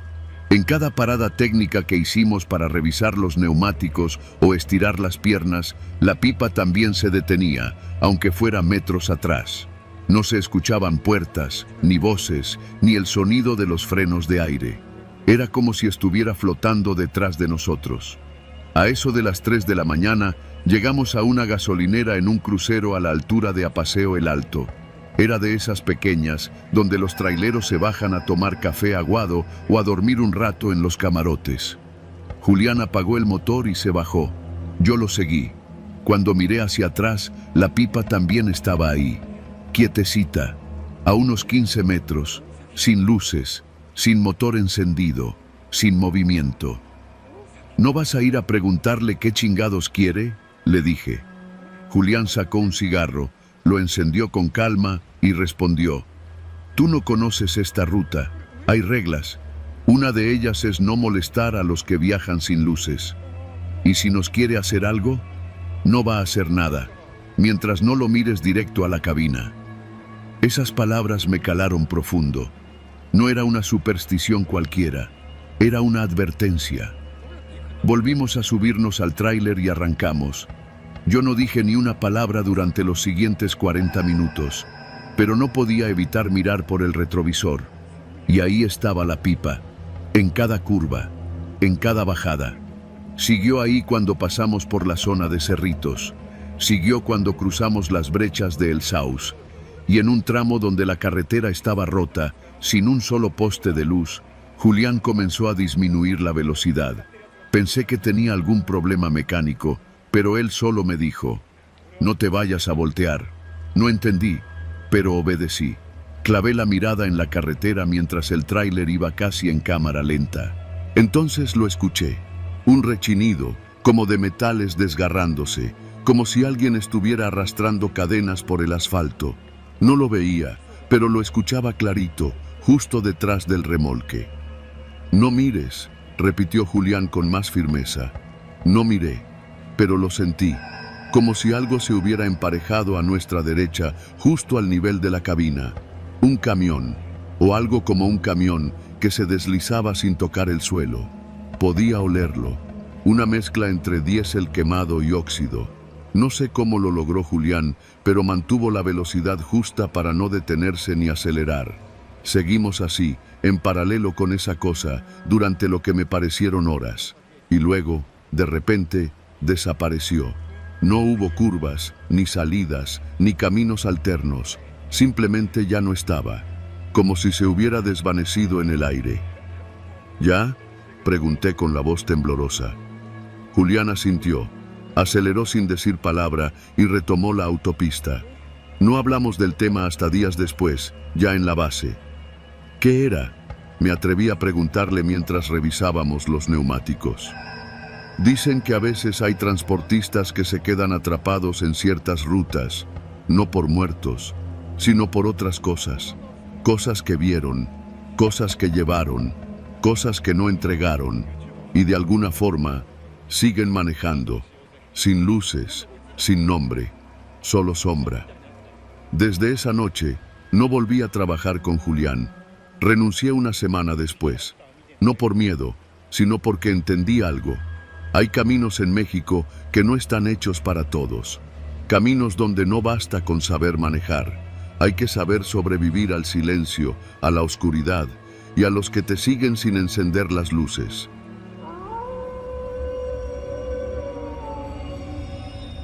Me llamo Rigoberto, tengo 47 años y llevo manejando tráiler desde que tenía 20.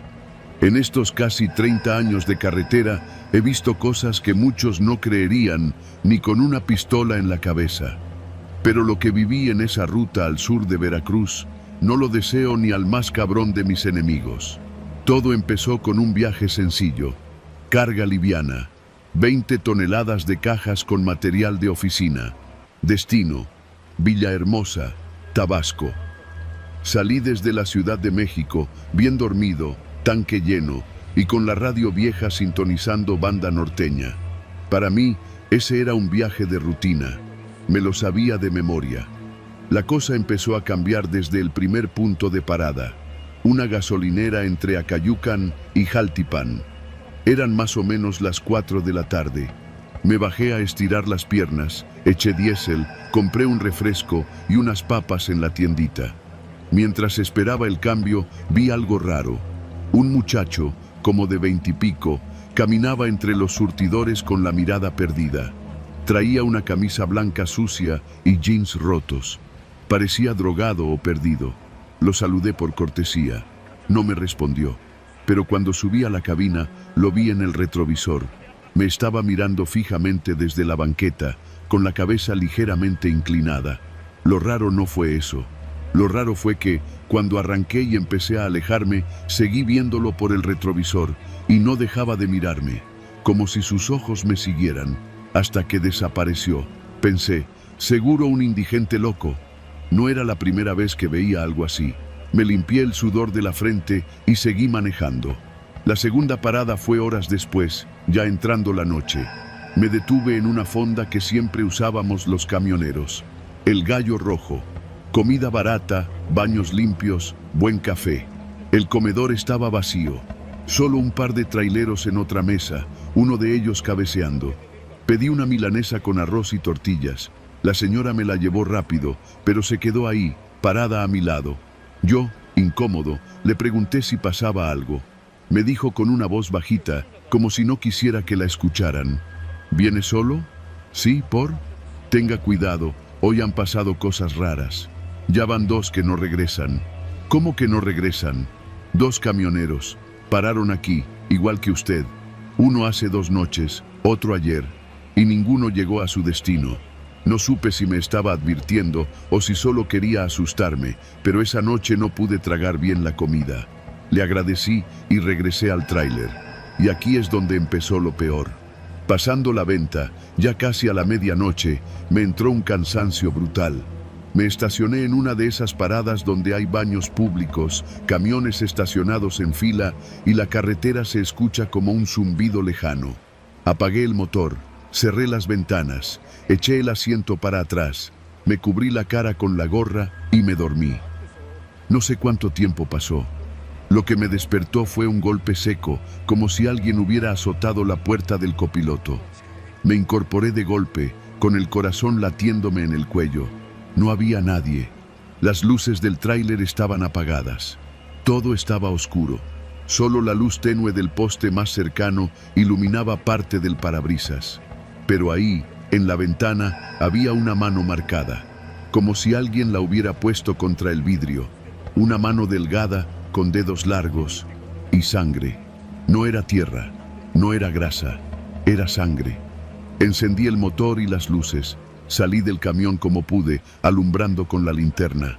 No había nadie, ni rastro, pero la mancha seguía ahí. Subí y limpié la ventana. Me dije a mí mismo que alguien me estaba jugando una broma, que seguro era algún vago. Pero esa fue la primera noche en que vi al primero. Kilómetro 112, casi las 2 de la mañana. La carretera estaba vacía, solo mi tráiler y la oscuridad. Pasé una curva y entonces lo vi.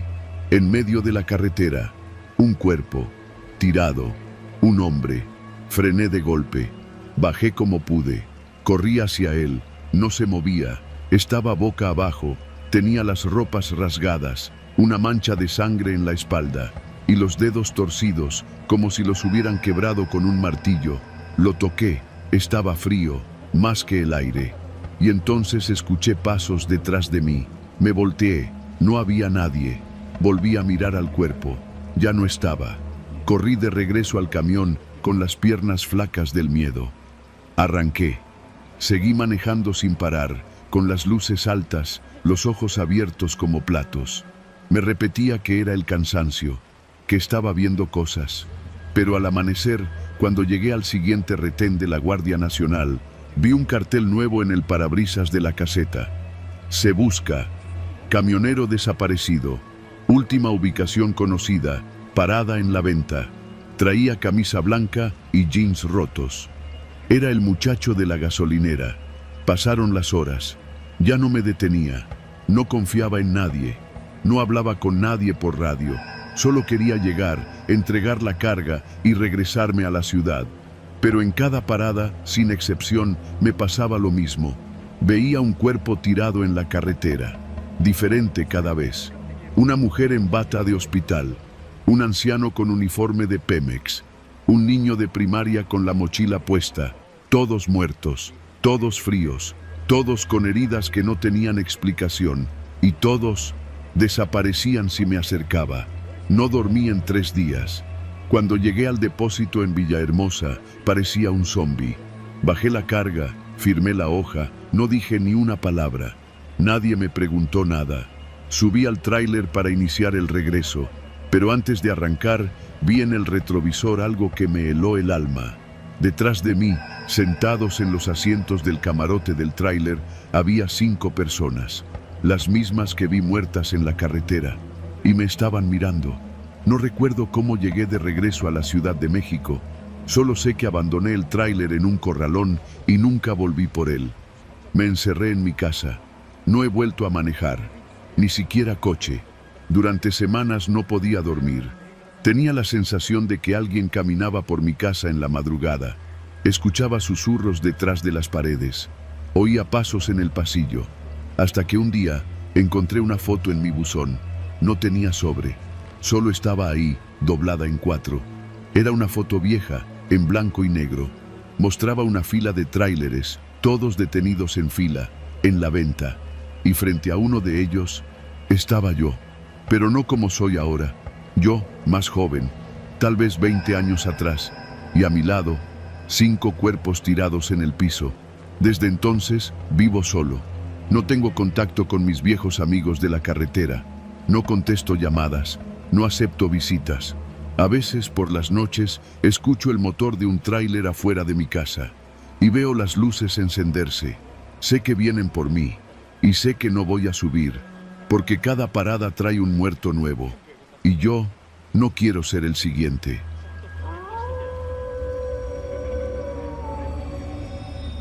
Subí y limpié la ventana. Me dije a mí mismo que alguien me estaba jugando una broma, que seguro era algún vago. Pero esa fue la primera noche en que vi al primero. Kilómetro 112, casi las 2 de la mañana. La carretera estaba vacía, solo mi tráiler y la oscuridad. Pasé una curva y entonces lo vi. En medio de la carretera, un cuerpo, tirado, un hombre. Frené de golpe, bajé como pude, corrí hacia él, no se movía, estaba boca abajo, tenía las ropas rasgadas, una mancha de sangre en la espalda, y los dedos torcidos, como si los hubieran quebrado con un martillo. Lo toqué, estaba frío, más que el aire, y entonces escuché pasos detrás de mí. Me volteé, no había nadie. Volví a mirar al cuerpo. Ya no estaba. Corrí de regreso al camión con las piernas flacas del miedo. Arranqué. Seguí manejando sin parar, con las luces altas, los ojos abiertos como platos. Me repetía que era el cansancio, que estaba viendo cosas. Pero al amanecer, cuando llegué al siguiente retén de la Guardia Nacional, vi un cartel nuevo en el parabrisas de la caseta. Se busca. Camionero desaparecido. Última ubicación conocida, parada en la venta. Traía camisa blanca y jeans rotos. Era el muchacho de la gasolinera. Pasaron las horas. Ya no me detenía. No confiaba en nadie. No hablaba con nadie por radio. Solo quería llegar, entregar la carga y regresarme a la ciudad. Pero en cada parada, sin excepción, me pasaba lo mismo. Veía un cuerpo tirado en la carretera. Diferente cada vez. Una mujer en bata de hospital. un anciano con uniforme de Pemex, un niño de primaria con la mochila puesta, todos muertos, todos fríos, todos con heridas que no tenían explicación, y todos desaparecían si me acercaba. No dormí en 3 días. Cuando llegué al depósito en Villahermosa, parecía un zombi. Bajé la carga, firmé la hoja, no dije ni una palabra. Nadie me preguntó nada. Subí al tráiler para iniciar el regreso, pero antes de arrancar, vi en el retrovisor algo que me heló el alma. Detrás de mí, sentados en los asientos del camarote del tráiler, había 5 personas, las mismas que vi muertas en la carretera, y me estaban mirando. No recuerdo cómo llegué de regreso a la Ciudad de México. Solo sé que abandoné el tráiler en un corralón y nunca volví por él. Me encerré en mi casa. No he vuelto a manejar, ni siquiera coche. Durante semanas no podía dormir. Tenía la sensación de que alguien caminaba por mi casa en la madrugada. Escuchaba susurros detrás de las paredes. Oía pasos en el pasillo. Hasta que un día encontré una foto en mi buzón. No tenía sobre. Solo estaba ahí, doblada en 4. Era una foto vieja, en blanco y negro. Mostraba una fila de tráileres, todos detenidos en fila, en la venta. Y frente a uno de ellos estaba yo, pero no como soy ahora.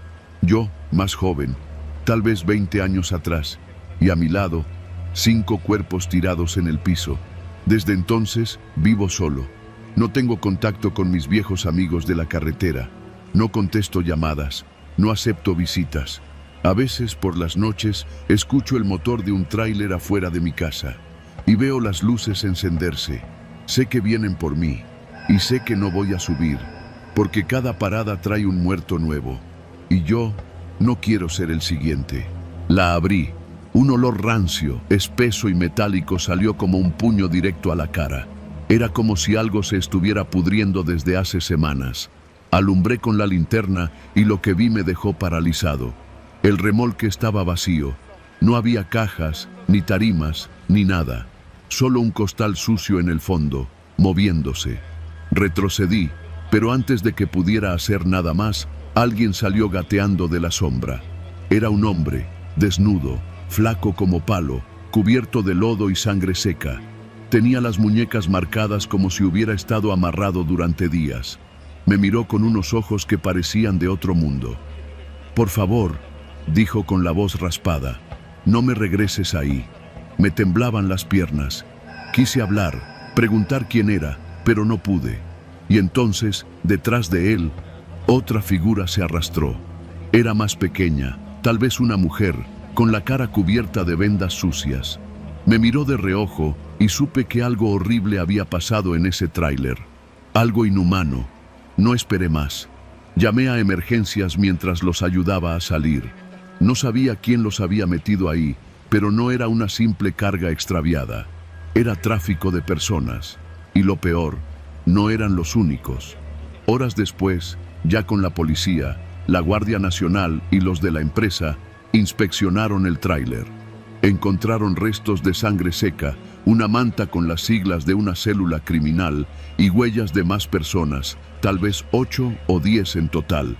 Los 2 que rescaté sobrevivieron. Uno de ellos, el hombre, me confesó desde el hospital que los habían subido en Veracruz en un embarque clandestino. Los tenían sedados, encadenados. Cuando despertó, estaban en movimiento. Pero alguien murió de asfixia y empezaron a empujar el cuerpo para sacarlo de encima. Lograron romper parte del candado desde dentro. Fue su única oportunidad. El número 737 del remolque fue retirado. Nunca supe más del caso. La empresa me mandó de vacaciones forzadas, me pidieron que no hablara con la prensa y firmé papeles de confidencialidad. Pero desde entonces, cada que escucho golpes en la caja del tráiler, no pienso en la carga suelta. Pienso en esas respiraciones, en esas miradas perdidas, en la puerta trasera que nunca debió abrirse. Y me pregunto, ¿cuántas veces habrá pasado sin que nadie lo notara?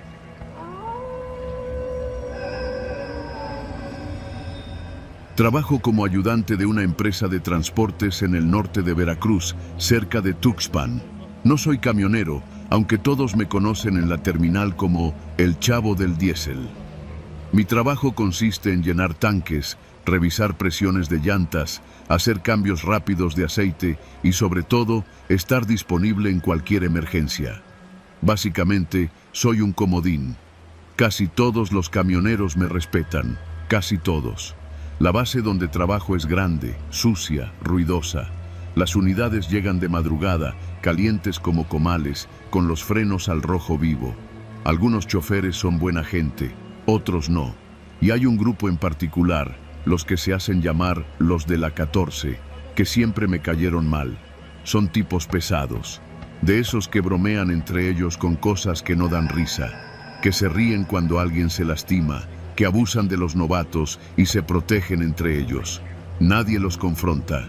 Son 6 en total, pero los líderes son Memo y Chuy. Yo nunca tuve problemas con ellos directamente, hasta hace como 3 meses. Fue por una pendejada.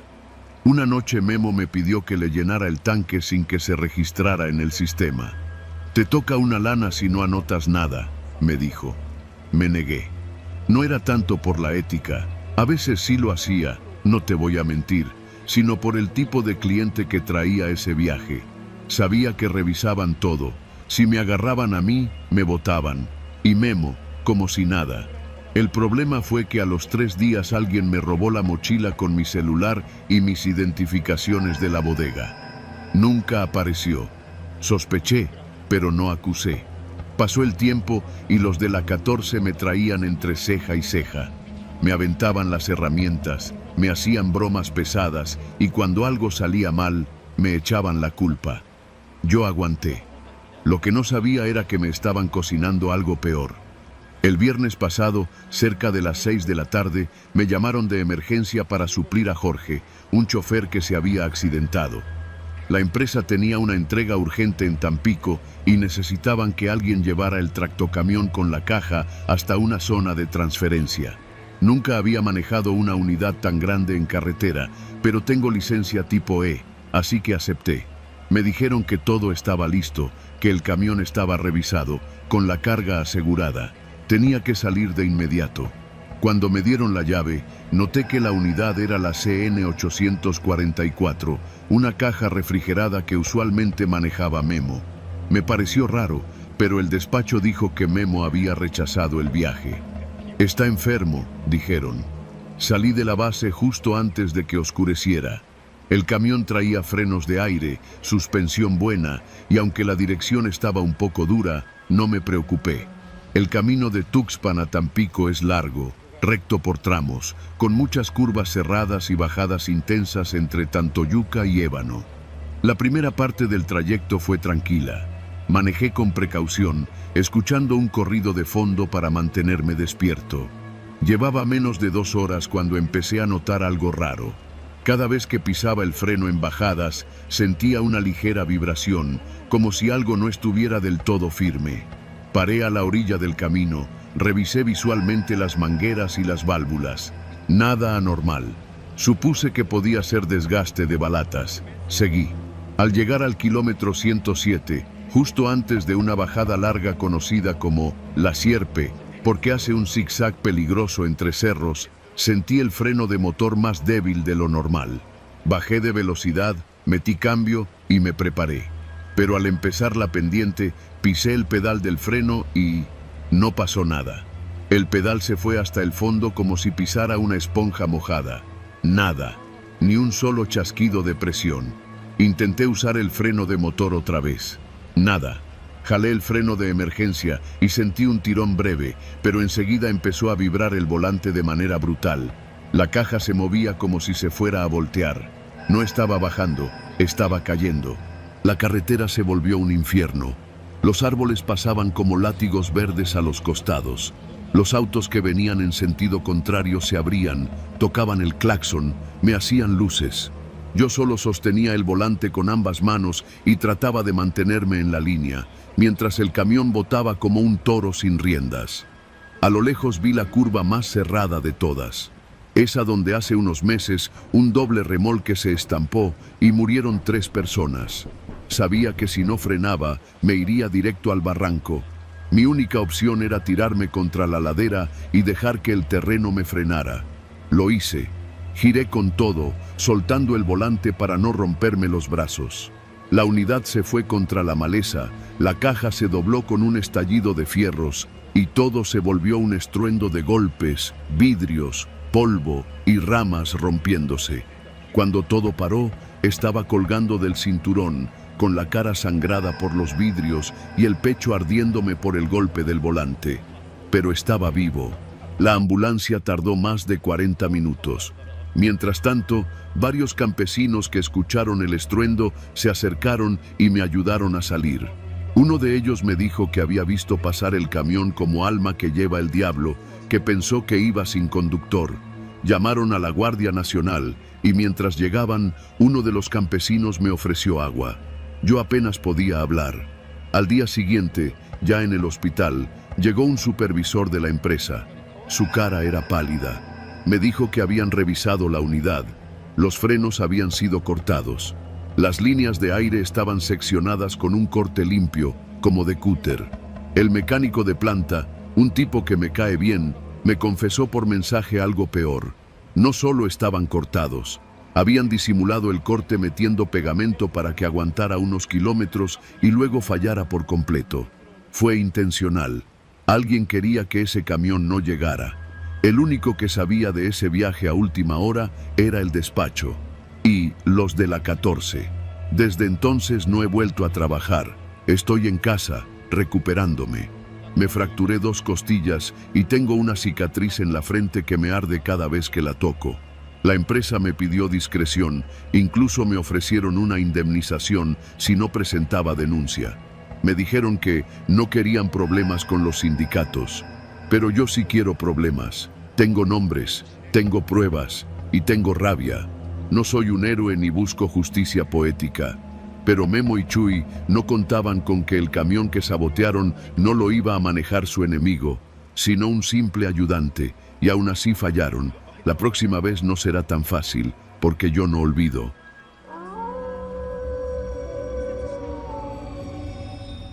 Mi nombre es Julián. Tengo 44 años y llevo más de 20 en el volante de un tráiler.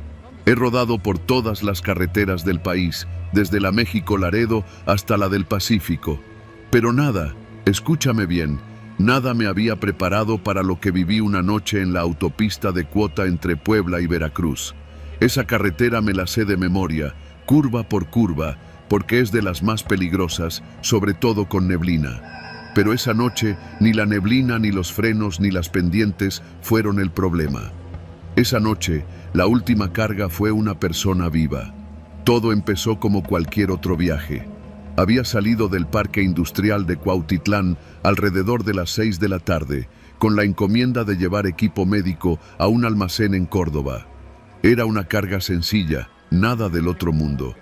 Lo que la hacía inusual era que debía pasar a un punto intermedio, a las afueras de Tecamachalco, para recoger una entrega adicional. Así decía el documento que me firmaron, sin mayor detalle. Lo firmó un tipo de lentes oscuros que no se quitó el cubrebocas ni siquiera para hablar. Me pareció extraño, pero no hice preguntas. Los traileros aprendemos a no preguntar cuando la paga es buena. Pasé por el punto justo antes de las 10 de la noche. Una bodega polvosa, mal iluminada, con una reja negra apenas sostenida por 2 bisagras viejas. Toqué el claxon como me dijeron y salió un muchacho flaco, con gorra y una chamarra de mezclilla, arrastrando una caja de metal. Pesaba bastante, porque entre los dos apenas pudimos subirla con la rampa hidráulica. Lo raro fue que no tenía etiquetas, ni marcas de envío, ni nada que identificara su contenido. ¿Qué es esto?, le pregunté con desconfianza. Nada que deba preocuparte, solo no lo abras, ni lo muevas. Llévalo directo a Córdoba, alguien lo recogerá en el destino, respondió con una voz seca, mientras me extendía otro comprobante de carga, firmado por el mismo tipo del parque industrial. Sellado, legal, pero todo apestaba a algo torcido. Arranqué con un presentimiento raro. No miedo, todavía no, más bien incomodidad, como cuando algo no encaja en el tablero del tráiler. Me dije que eran ideas mías, que debía enfocarme en la carretera, pero los kilómetros empezaron a pesar más de lo habitual. Y no era el sueño, Fue casi al llegar a la caseta de Esperanza cuando lo escuché por primera vez. Un golpe, seco, metálico, proveniente del remolque. Reduje la velocidad, pensando que se había zafado una correa, que alguna caja mal amarrada había cedido. Me orillé en una bahía de emergencia, encendí las luces de cortesía y bajé con la linterna en mano. Rodeé el tráiler. Las puertas seguían selladas con el candado de seguridad, el mismo que había puesto en Cuautitlán. Revisé los costados, nada a simple vista. Entonces volví a escucharlo. Un segundo golpe, más fuerte, como si algo adentro hubiera pateado las paredes. Y luego, una voz. «Por favor, sácame de aquí». Me paralicé. La linterna tembló en mi mano. Me acerqué al remolque. Pegué la oreja al metal frío. «¡Ayuda! ¡No me dejes aquí!». Era una voz de hombre. Sonaba desesperado y estaba viva. Di 3 pasos hacia atrás, mirando la cerradura del candado. Estaba intacta, sellada. Nadie había abierto el tráiler desde que lo cerré, pero esa voz seguía suplicando desde dentro. No sabía qué hacer. Abrirlo era romper el sello de carga, lo cual me pondría en un problema legal si era una trampa. Pero si no lo abría, tal vez alguien moría ahí adentro. Tomé el radio y llamé a mi jefe. «¿Qué pasa, Julián? En la caja hay alguien. Hay una persona viva ahí adentro. Estoy oyéndolo». Silencio. Demasiado largo. «No abras nada», dijo, con voz dura. «Sigue hasta Córdoba. Esas son las instrucciones. Lo que haya ahí no es tu problema. Pero si se muere, está pidiendo ayuda». «Cállate y conduce, cabrón», me gritó. «Esa carga no es tuya, solo manéjala. Y no te detengas más. Si abres ese remolque, más vale que no regreses». Me quedé helado. Apagué el radio. Miré el camino frente a mí, negro, vacío, interminable. Y arranqué. Pero cada kilómetro era un infierno, porque los golpes no pararon. Cada cierto tiempo, la voz gritaba, lloraba, pedía agua, decía que tenía frío. A veces maldecía, a veces solo sollozaba. Llegué a pensar que me estaba volviendo loco, que había algo en esa caja que estaba jugando con mi mente.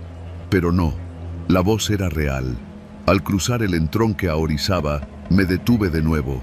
Esta vez no por fallas, esta vez por humanidad. Ya no podía más. Rompí el sello. Abrí las puertas y allí estaba, un hombre joven, no mayor de 30 años, metido dentro de una jaula soldada a la caja del tráiler. No tenía camisa. Estaba empapado en sudor, sus ojos inyectados de sangre. Golpeaba los barrotes con lo poco de fuerza que le quedaba. «Gracias, Dios, gracias, sácame de aquí», gritó al verme. Quise entrar, ayudarlo, pero me detuve. Algo no estaba bien. A los pies del hombre había un colchón de hule espuma y cadenas rotas. También una bandeja de comida a medio terminar, como si alguien lo hubiera estado alimentando ahí. No era un secuestro reciente, era algo más viejo, más instalado, como si fuera parte de un sistema. «¿Quién te puso aquí?» «No sé, me sacaron de un hospital hace meses, me han movido de ciudad en ciudad. Tú eres el primero que se detiene». Pensé en llamar a la policía, en hacer lo correcto, pero el radio sonó. «Julián, sabemos que abriste el tráiler, no seas pendejo, regresa al camino o te vamos a ir a buscar». La señal venía del mismo canal de mi empresa, pero no era mi jefe, era otra voz, fuerte, fría, con tono de amenaza. El muchacho me miró, suplicante. «No me dejes aquí, por favor, ya no aguanto más. Me drogan, me inyectan cosas, me llevan como animal». Tenía que decidir. En ese momento, subí a la cabina. Busqué una llave que llevaba oculta. Siempre cargo con una cortadora de candados por si se atoran los cerrojos. Corté las cadenas de la jaula. El muchacho salió arrastrándose, apenas con fuerza para sostenerse en pie. Le di mi botella de agua. Me dijo su nombre, Emiliano. «No tengo a dónde ir», me dijo. «Yo te llevo», le respondí. «Pero primero, vamos a desaparecer». Apagué el GPS del tráiler. Tomé un desvío hacia una comunidad en las faldas del pico de Orizaba, donde tengo un compadre que maneja un taller. Le dejé la caja del tráiler con una historia falsa sobre una avería. A Emiliano lo escondí en la caja del dormilonera. Esa noche dormimos en la carretera, bajo una llovizna callada. Días después, con ayuda de mi compadre, lo llevamos a un albergue seguro. Cambió su nombre. Se fue a otro estado. Yo renuncié. Los de la empresa me buscaron. Me ofrecieron dinero para que regresara, para que olvidara todo. Les dije que no, que si volvían a llamarme, yo hablaría. Nunca más supe de ellos. Hoy manejo para mí. Camioneta chica. Reparto verduras entre pueblos de Morelos. Lo suficiente para vivir. Pero no me quejo. A veces, cuando paso por la misma carretera, veo cajas cerradas en los remolques de otros trailers. Y me pregunto cuántas de ellas llevan lo mismo. Gente, personas. Vidas escondidas entre el metal, el motor y el silencio. Yo abrí una, y eso me cambió para siempre.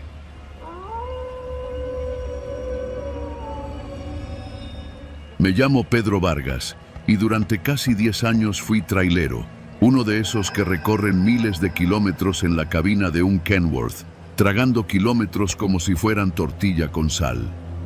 Lo dejé hace poco, no por gusto, sino por miedo. Un miedo que no me dejó volver a tomar un volante en la madrugada. Todo comenzó cuando decidí huir de Tamaulipas. Allá la cosa se puso dura. Los cobros de piso se salieron de control y muchos compañeros comenzaron a desaparecer. No era raro escuchar que uno u otro no regresó de Laredo, como si la carretera se los hubiera tragado. Pero uno sabe que no es la carretera, sino la gente que manda en ella. Yo tenía una deuda, no con el banco ni con la empresa, con gente de esas que no puedes dejar de pagar. Y no por gusto, sino porque una vez que les aceptas un encargo, como cargar algo más en tu remolque sin preguntar, ya no puedes salirte. Pero una noche me harté. Recogí a mi esposa y a mis 2 hijos, nos fuimos a casa de una tía en León. Y ahí, poco a poco, comencé de nuevo, con otro nombre, otra licencia, otro número en la placa del tráiler. Fui a dar a una pequeña empresa de transporte en Celaya. Parecía que había escapado. Me asignaron una ruta sencilla. Celaya, Guadalajara, ida y vuelta con carga liviana. Nada de frontera, nada de norte, nada que me hiciera recordar el infierno del que había salido. El patrón, don Álvaro, un señor grande que olía a cigarro y ungüento para el reuma, me cayó bien desde el principio. Él no hacía preguntas y yo no daba explicaciones. Durante semanas todo estuvo en calma, hasta que un viernes por la tarde, mientras revisaba niveles antes de salir a Guadalajara, se me acercó uno de los ayudantes del patio. «Pedro, te están buscando allá afuera». Era un hombre, moreno, delgado, con barba de días. No me sonaba, pero en cuanto me habló, supe que el pasado me había alcanzado. «¡Qué milagro! El perico», dijo sonriendo. Pero no era una sonrisa amable. «Qué bueno que no te has olvidado de los favores pendientes». Intenté negar, hacerme el tonto, pero me cortó. «No te apures, no venimos a lastimar a nadie. Solo es una entrega sencilla, una bolsita. Nada de armas ni polvo, solo papel. La llevas con la otra carga, va bien guardada». Lo de siempre. Le dije que ya no hacía eso, que estaba limpio, que tenía familia. El hombre sonrió otra vez y dijo algo que me congeló. «También la familia se carga, ¿no?». Y se fue. Esa noche salí con la carga habitual, cajas con artículos de ferretería. Y una bolsa negra, pequeña, del tamaño de una laptop, que el amigo me entregó justo antes de salir. La metieron entre las otras cajas, bien asegurada, con la promesa de que alguien la recogería al llegar a Guadalajara, en un punto específico. Tomé carretera a las 9 de la noche. Era marzo, el aire seco, el cielo limpio. Pasé Salamanca, Irapuato, León, todo sin novedad. Pero al llegar a la caseta de Ecuandureo, justo antes de Zamora, empecé a sentirme raro. El volante se me hacía más pesado.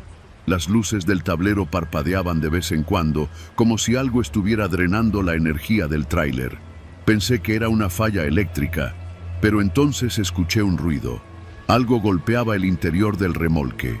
Primero creí que era la carga mal acomodada, pero el sonido era diferente. No era un golpeteo de cajas, era como si alguien rascara. Reduje la velocidad, miré los espejos. Nada.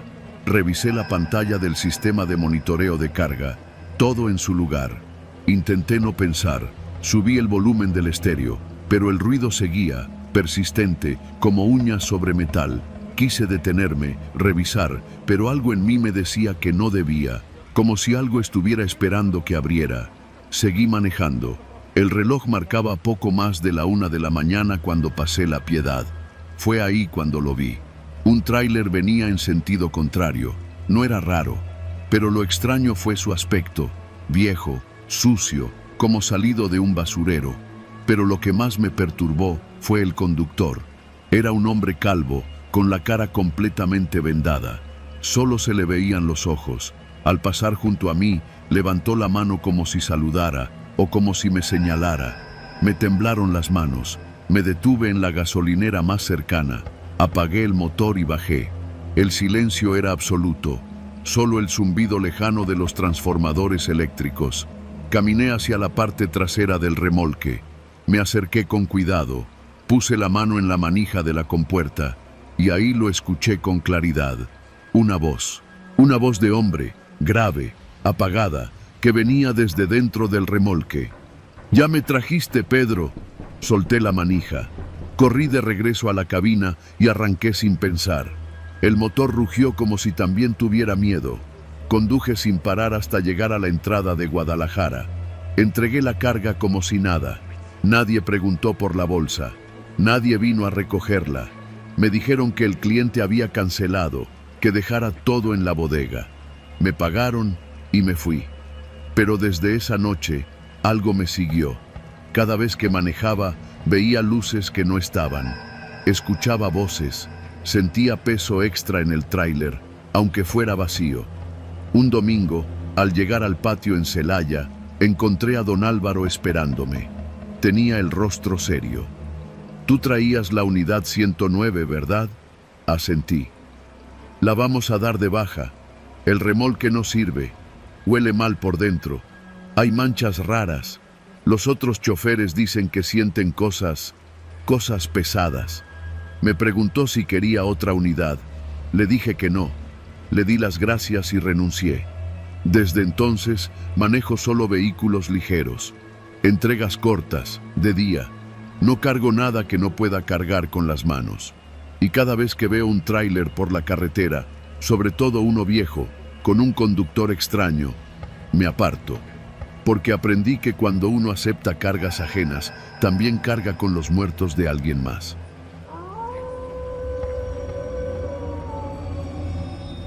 Me llamo Rodrigo Treviño.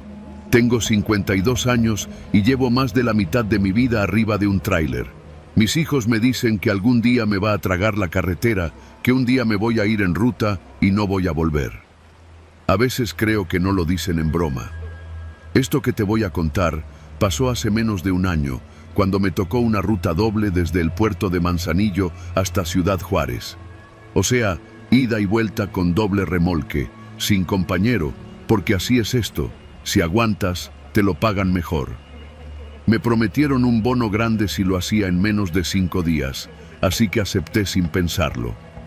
Lo raro comenzó al segundo día. No recuerdo haberme dormido. No tengo memoria de haber cerrado los ojos ni de haberme orillado. Solo sé que, de pronto, abrí los ojos y ya estaba manejando. Y no fue como esas veces en las que te pierdes en la rutina del camino. No, esto fue diferente. Cuando desperté, el sol ya estaba bajando y no reconocí la carretera. Ni los cerros, ni las curvas, ni los pueblos a lo lejos. Revisé el tablero. El marcador del odómetro me decía que ya llevaba más de 800 kilómetros recorridos desde la última parada que sí recordaba. No sabía cómo había llegado tan lejos ni por dónde me había ido. Miré a mi alrededor buscando referencias, pero no había ni un letrero. Solo curvas y curvas entre cerros secos y una antena vieja al fondo, oxidada y torcida. Revisé el GPS del celular. Sin señal. El aparato de navegación del tráiler, igual, congelado desde hacía rato. Como si nada quisiera decirme dónde estaba. Me empezó a temblar la pierna. No de frío, de puro coraje mezclado con miedo. No podía creerlo. ¿Me dormí manejando? ¿O qué carajos pasó? Me orillé en cuanto pude. Apagué el motor, me bajé para estirar las piernas y encendí un cigarro. Tenía la boca seca. El silencio del lugar era espeso, raro. No había un solo carro pasando, ni una troca, ni un autobús. Nada. Solo los sonidos del monte, unos grillos, el viento entre los arbustos y lo más inquietante, una especie de zumbido lejano, como un motor viejo que no terminaba de arrancar, aunque no había nada a la vista. Saqué un Red Bull de la hielera y lo tomé de golpe. Algo estaba mal conmigo. Nunca me había pasado. Nunca, en más de 20 años. Volví a subir al tráiler. Encendí el motor. Tenía que avanzar, aunque no supiera bien a dónde. Me dije, voy a seguir hasta ver un letrero, una gasolinera, un algo. Lo que sea. No podía quedarme ahí. Manejé por lo menos otra hora sin ver alma alguna. Y entonces vi algo en la orilla. Una caseta vieja, de esas de vigilancia, pintada con los colores de la Guardia Nacional, pero desteñida. Había un pick-up blanco estacionado al lado. Me dio gusto. Pensé en detenerme para pedir ayuda, aunque solo fuera para preguntar por el rumbo. Me acerqué, bajé la velocidad. Cuando estuve lo suficientemente cerca, vi que el pick-up no tenía placas. El logo en la puerta estaba raspado, como borrado a propósito. Me empecé a arrepentir, pero ya era tarde. De la caseta salió un tipo. No llevaba uniforme. Tenía un chaleco antibalas y un rifle colgando del pecho. No me apuntó, pero tampoco me saludó. Solo me hizo una señal con la mano para que bajara la ventanilla. ¿De dónde vienes?, preguntó, sin rodeos. De Manzanillo, dije. Llevo carga para Juárez. El hombre me miró unos segundos sin decir nada.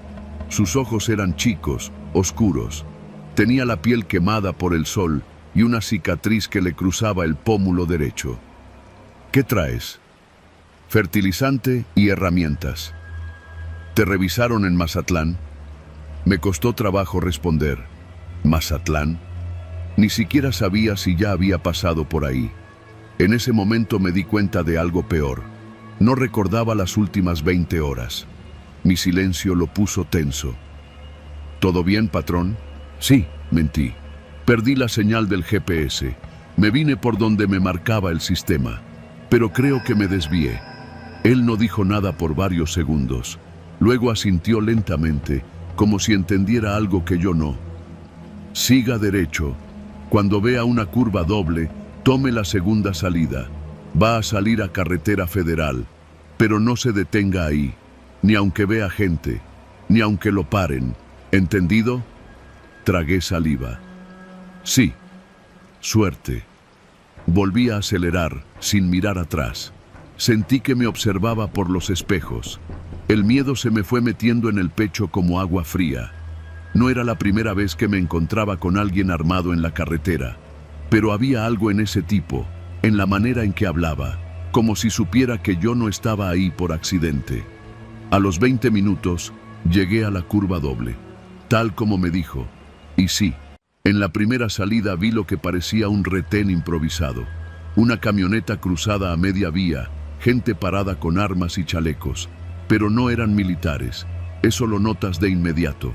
Me pasé de largo sin frenar. Por el espejo, vi que uno de ellos alzó el brazo como para señalarme. Pero nadie me siguió. Tomé la segunda salida. El camino era más angosto, lleno de baches. Pero unos minutos después, vi la gloriosa señal verde. Carretera Federal 16, rumbo a Chihuahua. Quise gritar de alivio.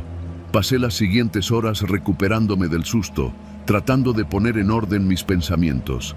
Y fue ahí, en ese tramo rumbo al norte, cuando noté algo más. Mi libreta de registros tenía un hueco. No era solo que no recordaba las últimas 20 horas. era que en los papeles tampoco existían. Había una hoja arrancada. Yo nunca arranco hojas de esa libreta. Jamás.